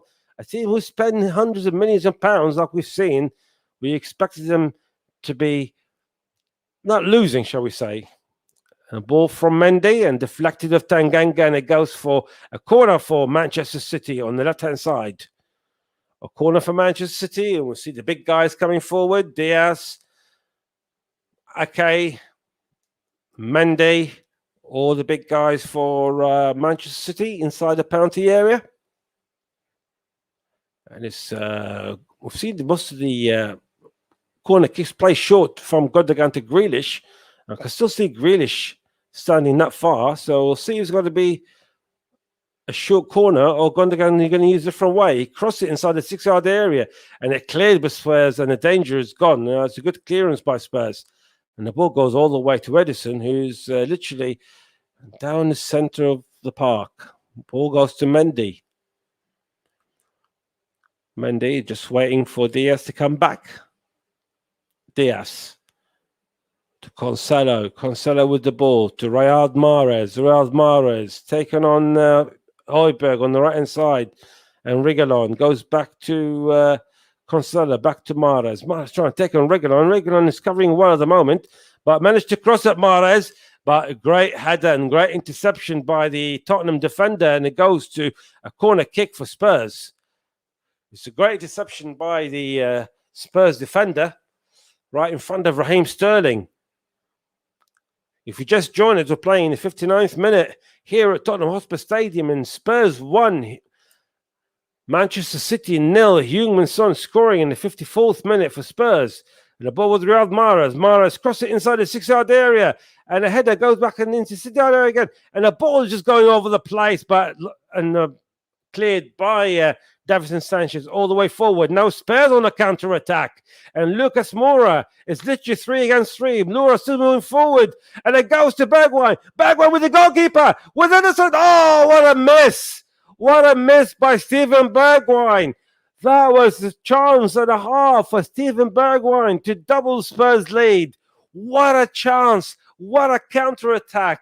A beautiful counter-attack by Spurs. And now Jack Grealish on the left-hand side managed to pass on Højbjerg. But he have not many chances down forward. We don't see much of Torres either. And the ball with Gundogan. Manchester City with the ball. Cross it to the right-hand side towards Mahrez. But Reguilón was there to intercept it. Now Spurs again on the counter-attack. Bergwijn to Reguilón. Reguilón inside the Manchester City half. Back again down the middle. To Bergwijn. Bergwijn shoots, but in the hands of Ederson. I'll tell you what, Spurs still got the chance of scoring in second. And all of a sudden, when I thought that Manchester City are the nearest of scoring and winning this game, the more Spurs are showing their fans what they can do. And they're definitely showing their resilience in the second half, the chances they're creating. The beautiful football, the counter-attack is working to perfection for Spurs at the moment. Riyad Mahrez attack again on the right-hand side. You take on Dele Alli. You try to take on Oliver Skip, but you get to Jack Grealish and again to Cancelo. Cancelo cross it low down the 6-yard area, but there's no one there. Even Fabian Torres, I don't know where Torres was, to be honest. And now Tanganga is trying to take the ball and couldn't control the ball. And it was a good play by Raheem Sterling, and it goes to throw in to Manchester City. Halfway through the Spurs half. Ball with Manchester City again. To Gundogan. Gundogan to the left-hand side. Fernandinho. I think Manchester City probably going to start looking for other options. We haven't seen much of Torres. Jack Grealish had a good game, but I would say probably Guardiola in probably the next 5 minutes or so. We're probably going to see Bernardo Silva coming in, possibly. Or even Gabriel Jesus. Jesus possibly, I would say, need to come in for Torres because he hasn't done much lately. And now with Grealish on the right-hand side, he crosses down the 6-yard area and it's a great header and great clearance by the Tottenham defender, Eric Dyer. And it goes for a throw-in for Manchester City.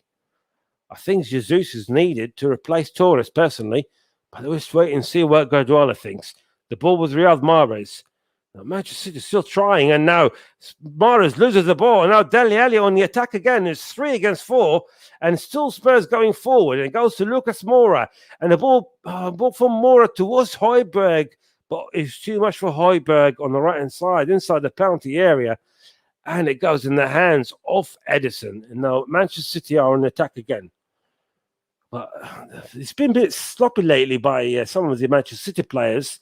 We've seen Mahrez lose the ball a couple of times, and now Raheem Sterling on the left-hand side of the penalty area. Sterling trying to take on Tanganga to Gundogan. Gundogan inside the penalty area. He's moving forward, trying to cross it, but deflected off Javid Tanganga, and it goes for another corner to Manchester City. 63 minutes gone here at Tottenham Hotspur Stadium. It's Tottenham 1. Manchester City 0. Heung-min Son scoring in the 54th minute, and they had 2 glorious chances afterwards. One from Steven Bergwijn, 1-on-1 with Ederson, but he just could not finish it off. Play short again, this time around from Gundogan to Grealish. Grealish to Mendy. Mendy cross it inside this 6-yard area. It goes too much, and Dele Alli managed to intercept the ball ahead of Nathan Ake, and it goes for another corner, this time from the right-hand side. It's another corner for Manchester City, this time Riyad Mahrez with it. Riyad Mahrez is going to take the corner for Manchester City. Cross it inside the penalty area. And it cleared by Sanchez. And the ball goes from Torres to Raheem Sterling. And Raheem Sterling has a shot. And he's claiming that the ball hit the Spurs defender. But I think his last touch was Raheem Sterling. And it goes to goal kick for Spurs. What a result that would be for Spurs and Nuno Espirito. First opening game for Spurs at home to Manchester City and grabbing them 3 points. Any 3 points were brilliant for Spurs, but against the reigning champions, I'll tell you what, the Spurs fans would be very, very happy with that, especially with the rooms that Harry Kane is going. I mean, could that give Harry Kane a thought that maybe the future is at Spurs and stay as a legend at Tottenham Hotspur? Please give us your thoughts on that. I'll be very interested to see your thoughts on Harry Kane. Should he stay or should he go? Should he stay with the club that are leading at the moment at home? Or should he go to the reigning champions, Manchester City? Beg your pardon? It's a free kick for Tottenham Hotspur. Still got about 25 minutes left, and we haven't seen any substitutions yet from either side. But like I said earlier, I would expect that Guardiola will be making some changes. Like I said, I haven't seen much of Torres, and now Steven Bergwijn trying to keep the ball, but Diaz was ahead of him, and the ball goes back to Ederson. Ederson clears it way down towards Raheem Sterling, but it's cleared by Spurs. It's been 11 attempts for Spurs, 13 to Manchester City, 2 on target to Spurs and 1 to Manchester City. And Gundogan is with the ball now. Gundogan to Cancelo. And Fernandinho loses the ball. And Heung-min-son with the ball again. And now we see Spurs on the attack. Not much of a counter-attack, but Lucas Moura couldn't get hold of the ball. And Jack Grealish managed to nick the ball off him. And Jack Grealish going forward. And there's a foul on Lucas Moura. And there's a foul for Manchester City. And Lucas Moura still holding the ball, and there's still a fluctuation between him and Ruben Diaz trying to get the ball back. And for that, Lucas Moura is getting a yellow card, the first yellow card of the afternoon, and it's for Lucas Moura. And I think I don't think Lucas Moura got the yellow card for the actual foul itself. I think he got the foul for the yellow on keeping the ball in his hands and away from the Manchester City players. It's not right, and it's a cheap yellow card in my perspective. Anyway, we're back in play, and the ball goes forward, but the ball intercepted by Tottenham Hotspur, and Bergwijn managed to nick the ball ahead of Riyad Mahrez and goes to throw into Manchester City, and throw in place to Fernandinho. Goes back to Riyad Mahrez to Fernandinho down the half of Spurs half. And trying to cross it to the left-hand side, but Javid Tanganga doing his job perfectly well, and he heads the ball away to a throw-in to Manchester City. We've seen a different kind of Spurs in the last 20 minutes or so. Definitely in the first half, defending-wise, they've been superb so far until to this second. And I'm not going to say what might happen in the future, but I'm just referring to what they've done so far. And so far, they're doing well. And the ball goes forward to Manchester City. Gundogan managed to escape 2 players inside the penalty area, across it inside the penalty area, but cleared by Spurs, and it still goes back to Fernandinho, to Mendy, to Grealish on the left-hand side on the edge of the penalty area. Grealish just inside the penalty area, surrounded by 2. Small pass to Mendy, back again to Mahrez, to Gundogan on the edge of the penalty area, down the centre, but it's cleared by Spurs once more.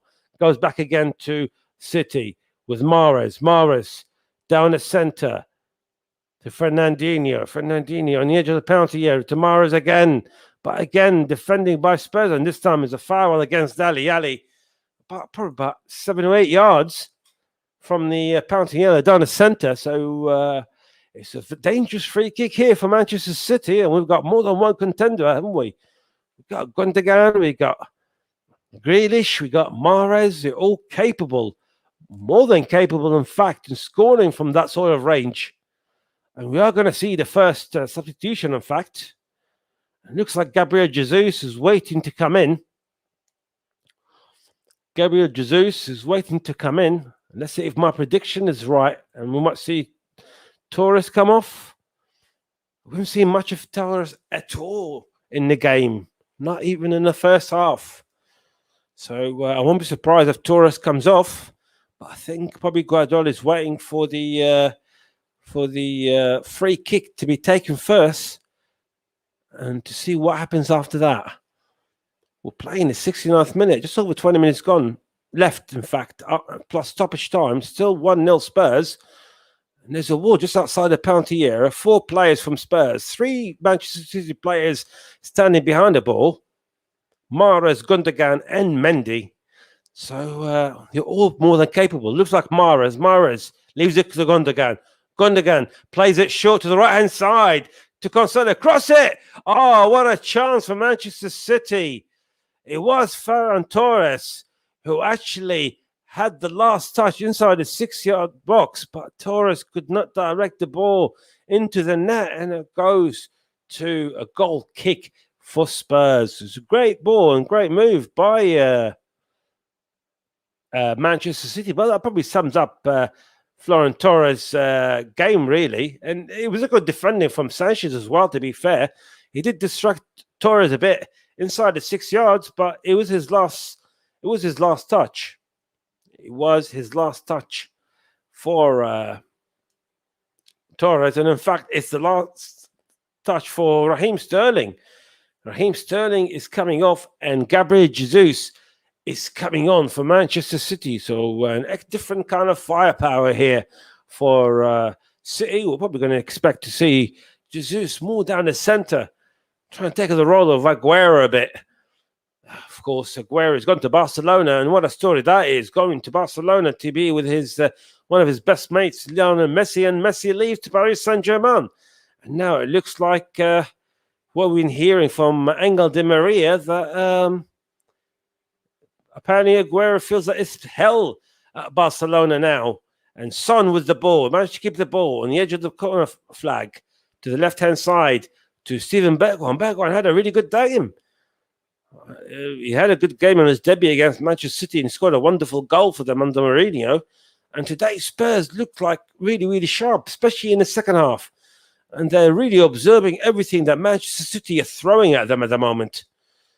And whatever Nuno Espirito told them at half-time seems to be working. And no one can tell you how good the coach is. It was 0-0 at half-time. Man City had the better of the first 24, 25 minutes. Spurs improved a bit in the second half of the first half, shall I say.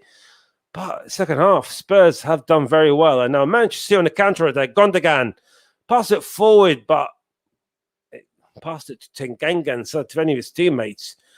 Now Lucas Moura with the ball to Tanganga inside the West Manchester City half. You cross it to the right-hand side, changing position towards Dele Alli. Ali controls the ball beautifully near the corner flag. Dele Alli pass it back, still on the left-hand side to Reguilon. There's not much options in the penalty area. There's only Bergwijn at the moment, and the ball goes out for a throw for Spurs. Playing the 72nd minute. Spurs 1, Man City nearly have just joined us. And of course, you're listening here in a commentary hub with the Association of JDAC Football, JB Sports, Storm FM, and of course our official sponsors this season, Mellon. Ball get cleared by Manchester City. Grealish couldn't control the ball and goes to Højbjerg. Højbjerg inside the Man City half.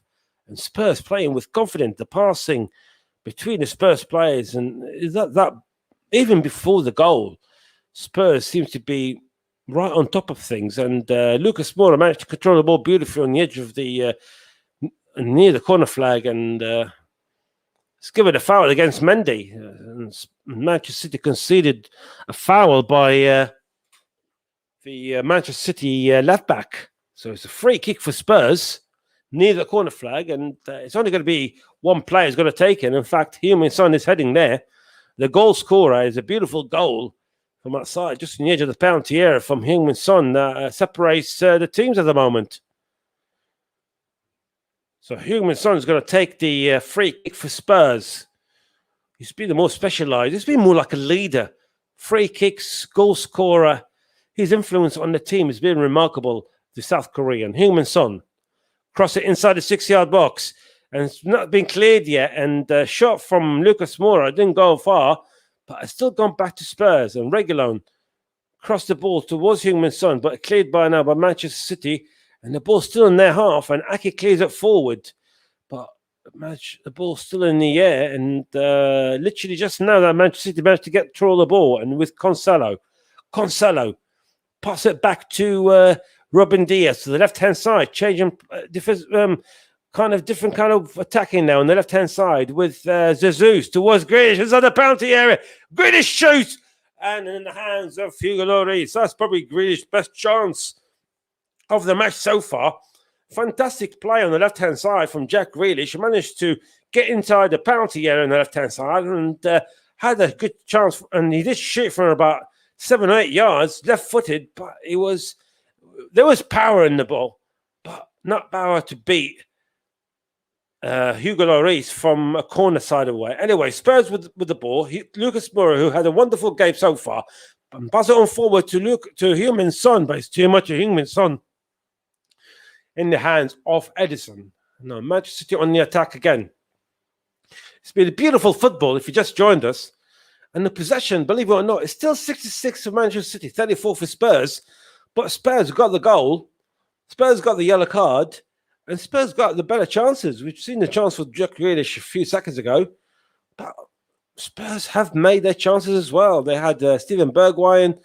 They're really defensively, Højbjerg and Skip being phenomenal. And going forward in counter-attack, Moura, Bergwijn and Son being fantastic going forward for Spurs. Absolutely fantastic. They're causing massive problems to the Manchester City defence. And Nuno Espirito is having a chat with Giovanni Lo Celso. And so we're going to see probably the first substitution for Spurs coming up shortly. Giovanni Santo just getting ready to come in the next break of play. And it is a throw-in now for Spurs. So we might see Lo Celso coming in any minute. Be interested to see who's going to replace Giovanni Lo Celso. Of course, he's part of the Argentina squad who won the Copa America last month with the likes of Cristiano Romero, who's on the bench today for Spurs, a new signing, the £50 million player from Atalanta. And it's got to be Bergwijn is coming off. So Steven Bergwijn, the Dutchman, is coming off. And it's coming on Giovanni Lo Celso. And of course, Bergwijn had a good game. He was full of energy, to be fair, and especially like going forward. Every single time Spurs going forward, you can see Bergwijn, Lucas Moura, and Heung-min Son, the energy going forward is phenomenal. We've seen Dele Alli in there as well, and trying to control the ball as much as he can, but the pace on Dele Alli, I think, sort of letting him down a bit going forward at the moment, and it's not catching up with the other three. But what it counts is Spurs are leading by a 0-0, and it's 77 minutes gone. And now leading through that Heung-min Son beautiful goal in the 54th minute. And you're listening here to the Commentary Hub in association with JDAC Football, JB Sports, Tom FM, and, of course, with our official sponsors, Mellon. Manchester City with the ball. We've only seen one substitution. I expected Torres to come off, to be honest. And I was wrong again in my prediction for the second half. But it was Sterling who came off, and Gabriel Jesus came on, who is on the ball now. He's going forward in the edge of the penalty area. It's a fantastic tackle by the Spurs defender. And now Spurs on the attack again, and Lucas Moura on the right-hand side against Fernandinho. But Lucas Moura decides to hold the ball a bit. He surrounded about 3-4 players, but he managed to pass the ball forward to Lo Celso. And Moura, with all his troubles, he managed to get a free kick inside the Manchester City half. It's a free kick for Spurs. And in fact, now we're going to see a double substitution for Manchester City. I think they've got about 12 minutes left. The Citizens, and Mara is going to be the first player to come off and be replaced by Kevin De Bruyne. So he might not be 100% match fit, but I think is needed to bring in a player in the caliber of Kevin De Bruyne to try to save the game for Manchester City. So De Bruyne is coming on, in fact, to Mahrez. And also Mendy's coming off, and Zinchenko, the Ukrainian, who also had a brilliant games for the Ukraine. until losing to England, but 4-0 in the quarterfinals. He's coming on again for Manchester City. So 3 substitutions so far. The ball plays forward for Spurs. Heung-min Son, the edge of bounty here, and the shot from Son, but it just goes wide, just wide, literally, but less than half a meter away from the left-hand post. From Heung-min Son, he could have doubled his tally and scored his brace, but it was a good game, good play by Tottenham. But now we got De Bruyne on the scene. Jesus already on the scene in the last 5 minutes, and the ball looks like deflected by the Manchester City player and goes for a corner for Spurs.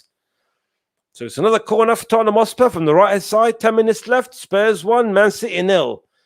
Heung-min Son with the ball. Son. Edison plays it quickly to De Bruyne. First touch of De Bruyne, but first touch of De Bruyne goes to Spurs player and goes towards David Tanganga, who is in the offside position, and it's a foul for Manchester City. Foul on Man City. And it goes to Robin Diaz. Diaz with the ball. The first touch from De Bruyne wasn't that good at all. He's on the ball again now. So, in fact, that was Zinchenko. Zinchenko with the ball to De Bruyne. De Bruyne on the left-hand side. He's trying to take on David Tanganga. Managed to cross it low in the 6-yard box, and great clearance, great concentration from the England player, Eric Dyer, and he clears it out for a corner to Manchester City. De Bruyne looks like the one's going to take the corner, and he's still waiting for the ball. So I'm assuming the Spurs fans will be holding on the ball as much as they can, trying to kill time, but the referee will always count these moments that goes by. So De Bruyne with the corner, cross to the edge of the penalty area, and a header from Cancelo, that was from the edge of the penalty area. It's a great play by Manchester City, but the header goes wide, and it's a goal kick for Spurs. It's a great thought and a great play by great move by Manchester City, but the end product wasn't good enough from Cancelo. The header from Cancelo from the edge of the penalty area. It's going to be very hard trying to. I'm sure he wasn't meant to Cancelo to have the header. I'm sure he was supposed to kick it, but he was too high from Kevin De Bruyne. There's a goal kick for Spurs, played down by Lloris, heads it from Dele Alli towards Song, but cleared by Manchester City, and it goes back to Edison. Got literally just about 8 minutes left here. If you just join us in the last 8 minutes, it's in the commentary hub. And Spurs 1, Manchester City 0, and Jack Grealish with the ball. Jack Grealish. He's tried to go forward, but he's been pushed back. That's how good the Spurs defense and the holding midfield has been. And the ball goes forward to Man City, but it goes to it was meant to Gabriel Jesus from De Bruyne, but goes into no man's land, and that's another goal kick for Tottenham Hotspur, who actually they got to make another substitution here. And it looks like the Irishman, Matt Doherty, is going to come on. So Matt Doherty is coming on for the young Englishman, David Tanganga. Tanganga had a brilliant game for Spurs today, and he's getting the round of applause by the Spurs faithful while he's walking around the pitch to go back to the bench. And it's a beautiful reception for David Tanganga. And now Matt Doherty is on. And of course, Matt Doherty played for Santos Espirito back at the Wolves days. And now they reunite under the Tottenham Hotspur flag. So Nathan Ake with the ball. So we've seen a few substitutions both teams. 3 for City, 2 from Tottenham Hotspur. But Spurs are the ones who are leading by a goal to nil through Heung-min Son in the 54th minute. And the ball goes forward from Cancelo, but it's a late tackle on Cancelo. And it's going to be free kick for Manchester City. Right in the middle. Just more towards near down the centre for down the middle of the park for Manchester City, and the play short for Ake by Diaz. It goes to the left-hand side to Kevin De Bruyne, who's going forward. De Bruyne to Grealish on the left-hand side. Try to take on Matt Doherty. Back to De Bruyne, edge of penalty area. And a shot from De Bruyne. Oh, it's a fantastic shot and beautiful save by Hugo Lloris. A great game, a great play by Manchester City. And I think that's what Pep Guardiola wanted. Beautiful left-footed shot, right-footed shot, in fact, by De Bruyne in edge of the penalty area on the left-hand side of Hugo Lloris. And a fantastic save by Lloris. And it goes out to a corner to Manchester City. So it's another corner, just over 5 minutes left for Spurs to hang on. We have 12 corners this game, 9 for City, 3 for Spurs. And it's a corner, and that corner is for Man City. Play from De Bruyne from the left-hand side. And it goes all the way outside the penalty area. And Lo Celso trying to control the ball, but Jack Grealish managed to nick it off him. And now Zinchenko on the ball on the left-hand side. And back to Fernandinho down the centre. Fernandinho. He had a good game, Fernandinho. I can't really fault him for much. But the scoreline doesn't reflect that at the moment. Because Spurs are ones who are leading, going to come up for the first 3 points against the reigning champions, Manchester City. The team, not only they've got De Bruyne and Gundogan, but the team was trying to get Harry Kane. Or possibly the team who actually forced Harry Kane not to be in the squad today. Cancelo on the right-hand side. Take on Reguilon and back to Torres. And Torres from just outside the 6 yard, but it's really from a corner. Like the angle is very difficult, but he did try his shot and hit Lloris and gone for another corner for Kevin De Bruyne. So De Bruyne cross it again, just outside the 6 yard box, and Lucas Moura clears it wide, and it goes to a throw into Manchester City. It's been a great performance here by Spurs. Like I said, this Manchester City can't really fault them much performance-wise, but Spurs done their homework, and they knew when to attack, and they knew how to defend. And it's something I think Spurs will be very amazed. Anyway, Zinchenko with the ball. Pass it forward to De Bruyne again on the edge of the penalty area. This time he passes it to Torres on the right-hand side. And low cross down 6 yard area, but in the hands of Hugo Lloris. This is probably... We only start to see Torres play only in the last 5 minutes or so when De Bruyne is introduced into the game. Seems like Torres knows how to play when he's been surrounded by some players who probably they can pass the ball to him and rely on him. Anyway, De Bruyne with the ball. Now Spurs on the counter-attack. And Dele Alli with the ball. Ali down the centre to Lucas Moura. Moura with the ball. And the ball goes back now to Oliver Skip, to Reguilon, to Lo Celso. And Lo Celso heeled it back to his teammate, but it looks like it went outside for a throw-in, and it looks like we're going to have another substitution. And it looks like the introduction of Cristiano Romero. It looks like the Argentinian, the £50 million man, is going to come in shortly for Spurs. Now I'm going to see the reception that he's going to get. The Argentinian coming in, the player from Atalanta, who Messi recommended Barcelona to sign just before he left to PSG. That's how good the man is. So Celso loses the ball to Kevin De Bruyne. Now Manchester City on a counter-attack. Jack Grealish on the left-hand side of the penalty area, trying to take on Doherty inside the penalty area. He managed to do so, trying to cross the ball, but it was a great interception by Doherty, who came in for Tekanga and now goes for another corner for Manchester City, this time on the left-hand side. So it's a corner kick for Manchester City. And I think Spurs are going to wait until after the corner kick taken to possibly introduce the new signing, Romero. Played from Kevin De Bruyne. Played by Spurs. It goes to Cancelo. Cancelo crosses back inside the 6 yard area, but in the hands of Hugo Lloris. And he sleeps on it. He's wasting some time and said, thank you for that cross. We've got 2 minutes left. And Pep Guardiola is losing his first game in charge, and first game of the season, not in charge. First game of the season, and Spurs seem to have a bit of problem here. Højbjerg is on the ground now, and we wish him well, the Danish international. So we're we have to wait and see if the extent of the injury of Pierre-Emile Højbjerg, possibly Romero comes in for him. We shall see. And talking about leaders, and I mentioned Heung-min Son being a leader, and now some of the players getting instructions, and you can see that Heung-min Son is taking the instructions of Nuno Espirito. And I think Nuno Espirito see it as Heung-min Son as a leader at that new look Tottenham Hotspur. If Harry Kane does leave the Tottenham Hotspur Stadium.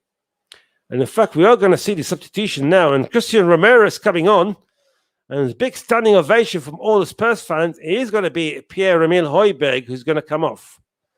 So Pierre-Emile Højbjerg is limping a bit, and all the best for a Danish international to recover quickly. And Romero is coming on. So the debut for the Argentinian international, the man from Atalanta. And we'll wait and see what sort of formation going to play for the remaining half a minute or so, plus stoppage time here for Spurs. And Spurs with the ball, and Lucas Moura managed to escape the ball, and he's going forward, and it's a late tackle on Moura. And I won't be surprised if it was a yellow card after this.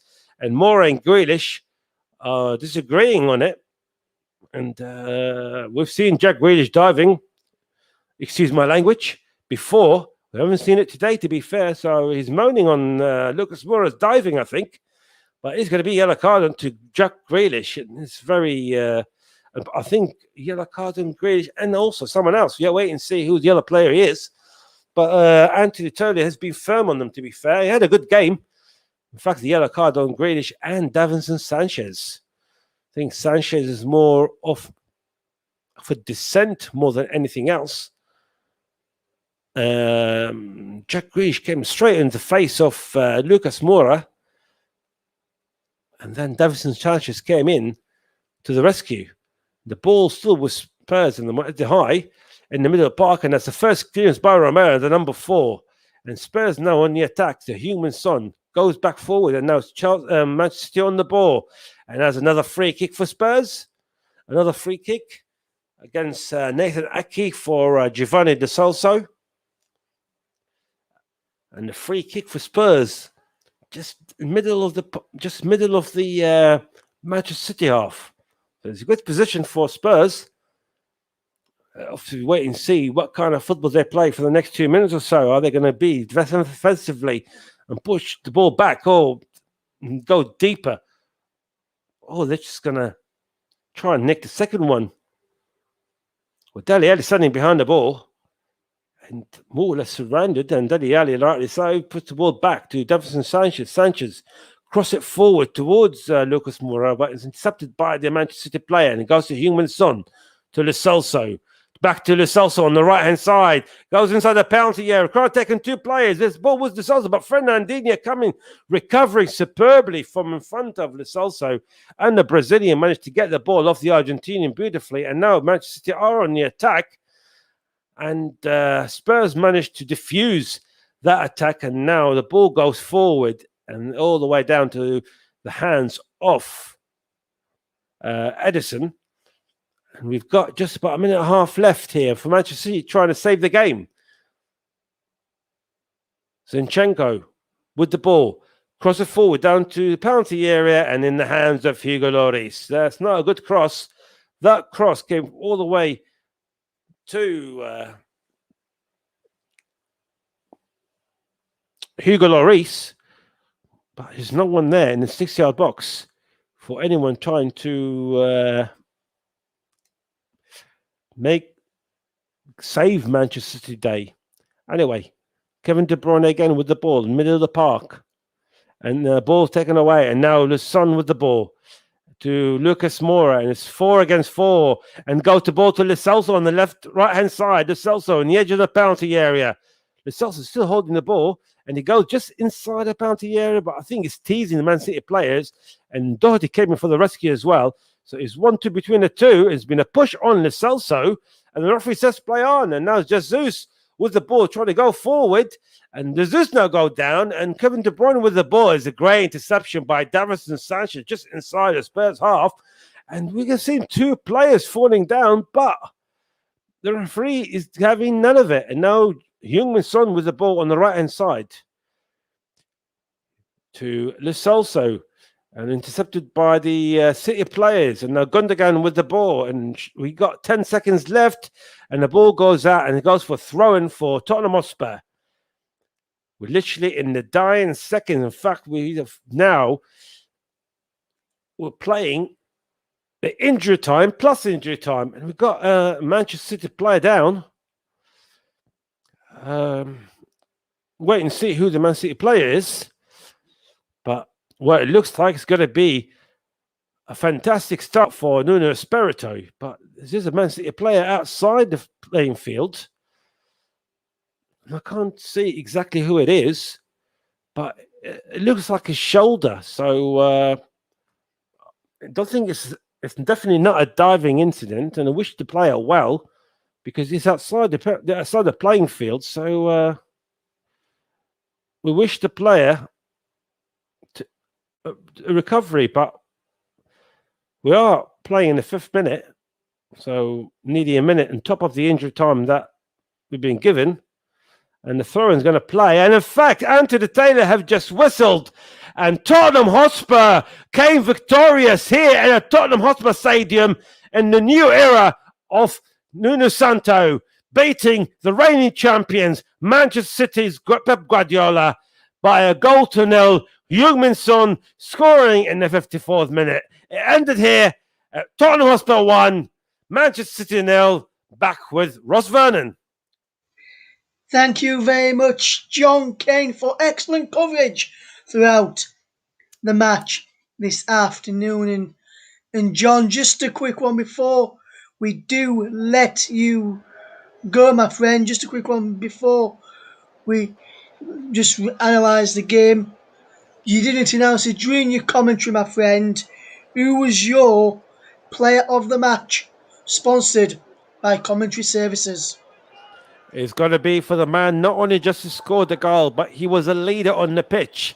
He was fantastic. He was a corner taker. He was a free kick taker. He was inspirational for that club, the new face of Tottenham Hotspur, which possibly without Harry Kane, and it's got to be the South Korean Heung-min Son is my man of the match. Yes, sir, Son, the match winner, is our player of the match this afternoon. Then on the opening weekend of the Premier League season comes to an end, and the results I will put across the bottom of the screen again in just a couple of minutes for you all, so you can all see what the scores are, and we'll get some reaction from John Kane, who just covered that game for us this afternoon. The scores are going across the bottom of the screen from Friday night all the way till today. And a question for you, John, before we analyse this game in particular. When you look at the scores that's across the bottom of the screen, and you look at the scores from the matches I've played this afternoon and today, who do you think has had the best result in opening weekend? I'm sorry, Ross, I'm going to have to say this, but it's going to have to be the Manchester United score because they beaten a very good team in Leeds United. I mean, yes, it was 5-1, but no one was expecting 5-1. I wasn't expecting 5-1. I was expecting more from Leeds United. I think the best scoreline was 5-1 for Manchester United. On the goals that they scored, the performance of Paul Pogba being brilliant, to be fair, on that game. And they deserved that win against Leeds United. Of course, it's only early days, so but I'll say probably the best game we've seen so far, goal scoring wise, is the Manchester United game. But it's quite hard, isn't it? Because if you look at Brentford, and you'll say probably, well, Brentford deserve it. Well, yes, because they've beaten Arsenal on the first time back in the top flight after 73 years. Beating Arsenal by 2-0. Or you can say Tottenham beating Manchester City, the reigning champions, without Harry Kane, with all that disruption in the background. So it's very hard to tell, but I'll probably edge it just a bit with a Manchester United score. Yes, and John, with you supporting Tottenham, and we couldn't really tell on that commentary who your club you supported was. I thought you might have gone with, I thought you might have edged with Tottenham, with them beating the champions. And just touching on the Tottenham performance today, you've obviously gave player of the match to Son as today, but how good was Oliver Skip in that midfield for Tottenham today? He's been very, very good. I think in the beginning he looked a bit edgy. He's probably trying to get used to the to trying to get used to back to the Premier League, back to the style of Spurs they play, and but bit by bit, with the leadership of Pierre-Emile Højbjerg right next to him, he's improved so much throughout, and it's like a new signing for us. He spent last season at Norwich. He was he was in the Championship Team of the Year, playing for Norwich. He played very well for them, and it's a step up for him. But I tell you what a step up! He had a great game today. Absolutely fantastic game today from Oliver Skip. And if you look at that Manchester City side, and yes, Grealish played, De Bruyne came on, Jesus came on as well, and Zinchenko came off of the bench as well for Manchester City today. But and they've lost Sergio Aguero, was one of the main strikers, so to speak, when he was fit. When they won the Premier League last year, and when they won it previously as well, and with him not being there now, with him being at Barcelona, how big of a miss is Sergio Aguero to this Manchester City side for you, John? Well, it's a big miss. I mean, I'll call it bad preparations for Manchester City's half, because they knew Sergio Aguero was going months ago. It's not like he decided on the last second that he's going. They knew he was going months ago. And of course, they want Harry Kane, and Harry Kane didn't play today, which so many of the rumors going on that maybe because he's going to Manchester City. But you need to have all that sorted. You need to have everything in place before the first game starts. Yes, we've got 2 weeks left for the transfer window, but you can't rely on that, because between now and the transfer window, it's 2 weeks. So we talk about 2-3 games. So you can't lose 2-3 games for the sake of trying to get Harry Kane, and then you have to recoup the 3 or 6 points that you might lose on the way. So it's bad preparations for Manchester City. Manchester City should have thought, right, we can't get Harry Kane. We lost Aguero. We knew we were losing Aguero. Let's go for someone else. Even bring Suarez, anyone who actually can come in, happy to come into Manchester City, play that lone striker role, because we saw Torres today. Torres didn't do much at all for Manchester City today. Even when Manchester City were on top in the first 20 minutes, Torres was doing nothing for Manchester City. He's not the lone striker that City want and City need and City got. They need someone else, someone like Harry Kane, yes, but if they can't get it, they need to start searching somewhere else. And today, I'll say they lost because of their lack of preparation coming to start of the Premier League. Yes, absolutely. And if you just look at the performance of Tottenham overall, then, John, just before we wrap up, and I've seen a few tweets and I agree with a few. Yapi Tanganga, right back, put his body on the line for Tottenham, and there's a lot of surprise that they've got that Nuno Espirito Santo has got Sanchez and Dyer performing well at centre back already. We've been on the first game of the new season. How big have the defensive problems been for Tottenham? And yes, they've won 1-0 today against Manchester City. Yes, it's probably only a short-term fix at the moment. Still going to be working on that. But how big is that going forward for Tottenham? They might need to keep a clean sheet against the reigning champions. I tell you one thing, being a Spurs fan, and the minute I saw Dyer and Sanchez in that defence, I thought, right, we're going to concede at least a goal here today. But for some reason, I don't know what Santo done for them, but they played very well, especially Dyer. A number of times he came in the right time, the right place, and he cleared the balls and intercepted the balls that came from right, left, and centre. They've both been really, really good. And as for Tanganga, I mean, he started at a centre-back, then he moved by Jose Mourinho to right-back. And I tell you what, I think Mourinho is right. The more and more I see him in right-back, the more I think, yes, he does deserve to be on that right-back if we can fill in the gaps in that centre-back positions. And so, and we got Romero coming in. He came in the last 2 minutes for Spurs. Didn't do much because Spurs didn't have to do much really. But from what I've seen today, especially against the reigning champions, it does look good for Nuno Espirito Santo.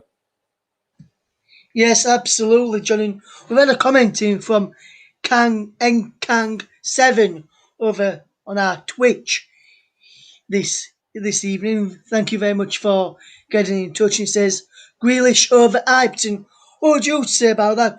And what would you say about the performance of Jack Grealish today? Do you think he's overhyped, Jack Uh, Grealish?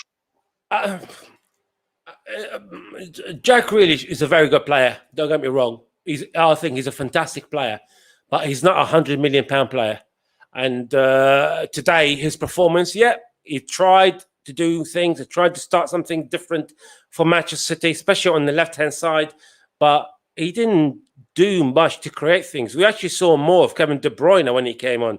You can see Man City rely on De Bruyne so much that De Bruyne made a difference. And I'll tell you what, in the future, when De Bruyne comes fit and start, Grealish might relish a bit more. We'll see more of Grealish in the future because it looks like both of them are doing a good, will do a good job together for Manchester City. But no, I don't think he's overhyped, but I don't think he's £100 million man.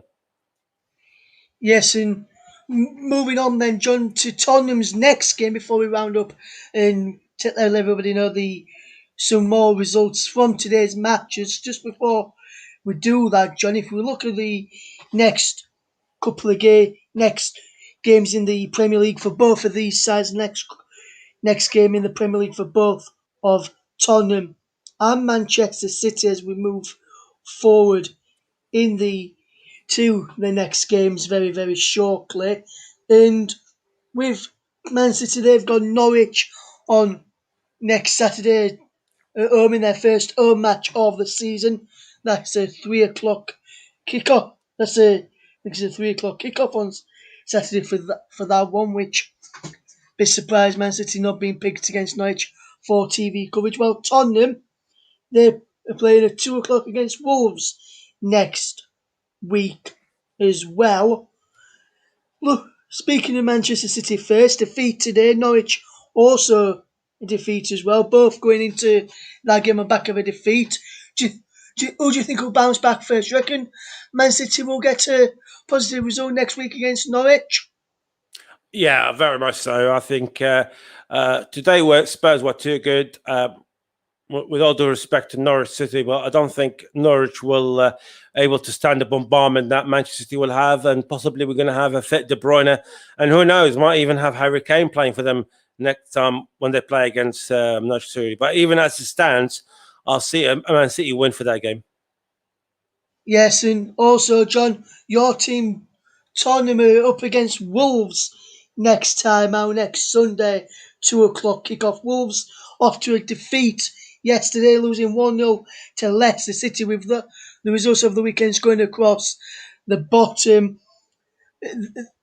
Tottenham off to a win against Manchester City today. Who do you think is going to come out in top on that one, John? And John, yes, I know you're a Tottenham fan. Don't try not to be biased with this one, please, mate.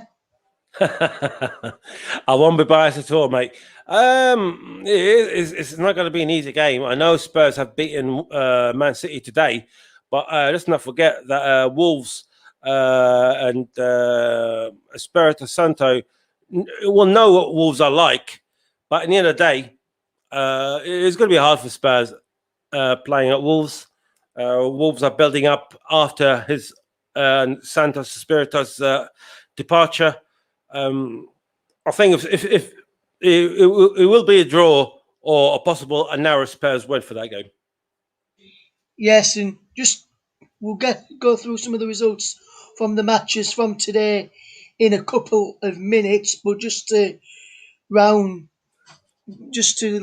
go back to this comment for a minute, John, before we mention the results from round the matches and in the Premier League, Premier League Two, Bundesliga, Premier Division in Ireland, Eredivisie, the Portuguese League, the League Cup in Scotland, La Liga, the MLS, and some of your Premier, in case anyone missed some of those earlier on today. But Kanga's been back in touch, John, and he says he personally thinks there's more players out in Europe more suited to Manchester City than Jack Grealish. And what do you make to that comment there? Do you agree with Kang there, or do you think Grealish, once he settles in, will be the perfect fit for Manchester City?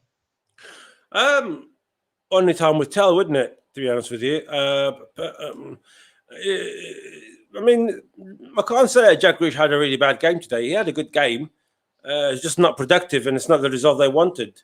There are probably other players around that probably better than Jack Grealish that might fit the Pep Guardiola system, but you can't not take a punt on Jack Grealish because he's been fantastic for Aston Villa. He's improved so much while he was there throughout the last 2-3 years. So, yeah, I don't agree with the £100 million tag. I don't think he's worth 100 million. And he's definitely no Messi and no Kane and no Ronaldo, no any of them. But he's a good player. But I think when Man City come and knock on your door, it doesn't matter who the player is, you're always going to increase your valuation of your players by at least 20, 30 million anyway. So if Grealish worth 50 million, Aston Villa will say, well, give us 100 because they know Man City got the money, not because Jack Grealish is actually worth that money. Yes, absolutely, Johnny. We'll just round up with some of the results from elsewhere today. In the early kick-off in the Premier League, which you can see going across the bottom, finished Newcastle United 2, West Ham United 4. West Ham coming from 2-1 down at half-time in that game to win. Wilson and Murphy either side of a Creswell goal in the first half in that game before Benrahma, Souček and Antonio completing the turnaround in the second half for West Ham United. You've just stared out Tottenham beat Manchester City by a goal to nil thanks to a second half strike from Son Heung-min, who was the player of the match, sponsored by Commentary Services. Today in the Premier League 2, some results in there. Liverpool under-23s took on Manchester City under-23s, and they played out a goalless draw. Manchester United under-23s and Leicester under-23s played out a 2-2 draw. Leicester missing a penalty in that one. They went 1-0 up on 31 minutes for Wakeling before McAtee doubled their lead. But Bugal, Mellar and McNeil pulled goals back in the 83rd and 91st minute to have Manchester United under-23s to a share of the spoils in a 2-2 draw. Norwich under-23s took on Southampton in Premier League 2 and Kamara completed an hat-trick, including 2 penalties, 18 and 55 were the penalties. He scored another on 31 minutes to have the Canaries under-23s to a 3-0 win over Southampton. In Ligue 1 in France, Angers beat Lyon by 3-0. Brest and Rennes drew 1-1. Clermont beat Troyes by 2-0. Nantes beat Metz by 2-0. Reims and Montpellier drew 3-3. Lens and Saint Etienne drew 2 apiece. Marseille versus Bordeaux was a 7:45. It's a 7:45 kick-off this evening. In the Bundesliga, Mainz beat RB Leipzig by a goal to nil, while FC Cologne beat Hertha Berlin by 3-1. In Ireland, in the Premier Division, Bohemians beat Sligo Rovers by a goal to nil. Derry City beat Dundalk by a goal to nil, and Drogheda United lost by a goal to nil at home to Shamrock Rovers, should I say. In the Dutch Eredivisie, Cambuur 1, Groningen 2, Utrecht 4, Sparta Rotterdam 0, PEC Zwolle 0, Vitesse Arnhem 1, and Wilhelm lost 4-0 to Feyenoord. In Portugal, in Liga in Portugal is Portimonense 0, Gil Vicente 1, Falcamo 0, Porto 1 is the latest score. 39 minutes gone in that game, while Santa Clara take on Rennes at 8:30. In Scotland, in the League Cup, Raith Rovers beat Aberdeen by 2-1. Arbroath and St Johnstone played out a 2-2 draw after extra time, and then St Johnstone ended up winning by 3-2 on penalties. Hibernian beat Kilmarnock by 2-0, while Celtic got revenge against Hearts on opening day of the season when they beat them in the Scottish Premiership by beating them in the Cup by 3-0 this afternoon. In the La Liga, Celta Vigo lost 2-1 to Atletico Madrid. Both teams finished with 10 men. Carrera got a brace for Atletico Madrid. Aspas scored from the penalty spot for Celta Vigo, who finished the game with a red card with Malo was sent off in the 95th minute and Mercer also sent off in the 95th minute as well. Barcelona take on Real Sociedad at 7 o'clock and start live without Lionel Messi. Sevilla take on Valerengo at 9:15 this evening in La Liga. And in the MLS, just to round you up in some of those matches for you, Club de Foot Montreal beat New York Red Bulls by 2-1. New York City beat Inter Miami by 2-0. Toronto FC, should I say, lost 2-1 to New England Revolution, while Sporting Kansas City beat FC Dallas 2-0 away from home. Houston Dynamo lost 3-1 at home to Colorado Rapids, while Real Salt Lake beat Austin by 1-0. 2 games later on, as Atlanta take on Los Angeles FC and Chicago Fire take on Columbus Crew this evening. In Wales, Sirius Premier, Newton Town lost to TNS by 4-1. That rounds off some of the matches in the games today. And just going to Kang's comment again to finish off. Camavinga is as example 50 million. Or you could pick up for 70 million probably. Gravenberch 50 million, but it is what it is. I picked up on comments by Pep saying we have to adapt to Grealish. In my eyes, is bizarre, he says, and you could possibly be quite correct there, Kang. So thank you very much for John Kane for excellent coverage today. Thank you to Kang for commenting, getting involved at the end of the show, the pre-match chat at the end. Thanks to Amy Elves who's tuned in as well, and YT Yavi 11. Thank you to you as well for also tuning in today. To anyone else who's listening to our coverage today of Tottenham against Manchester City, thank you very much. We'll be back with another match very, very soon. But we'll leave you with the score that Tottenham Hotspur beat the reigning champions by 0 thanks to Young Min Son. From all of us here at the Commentary Hub, thank you very much for listening. Goodbye.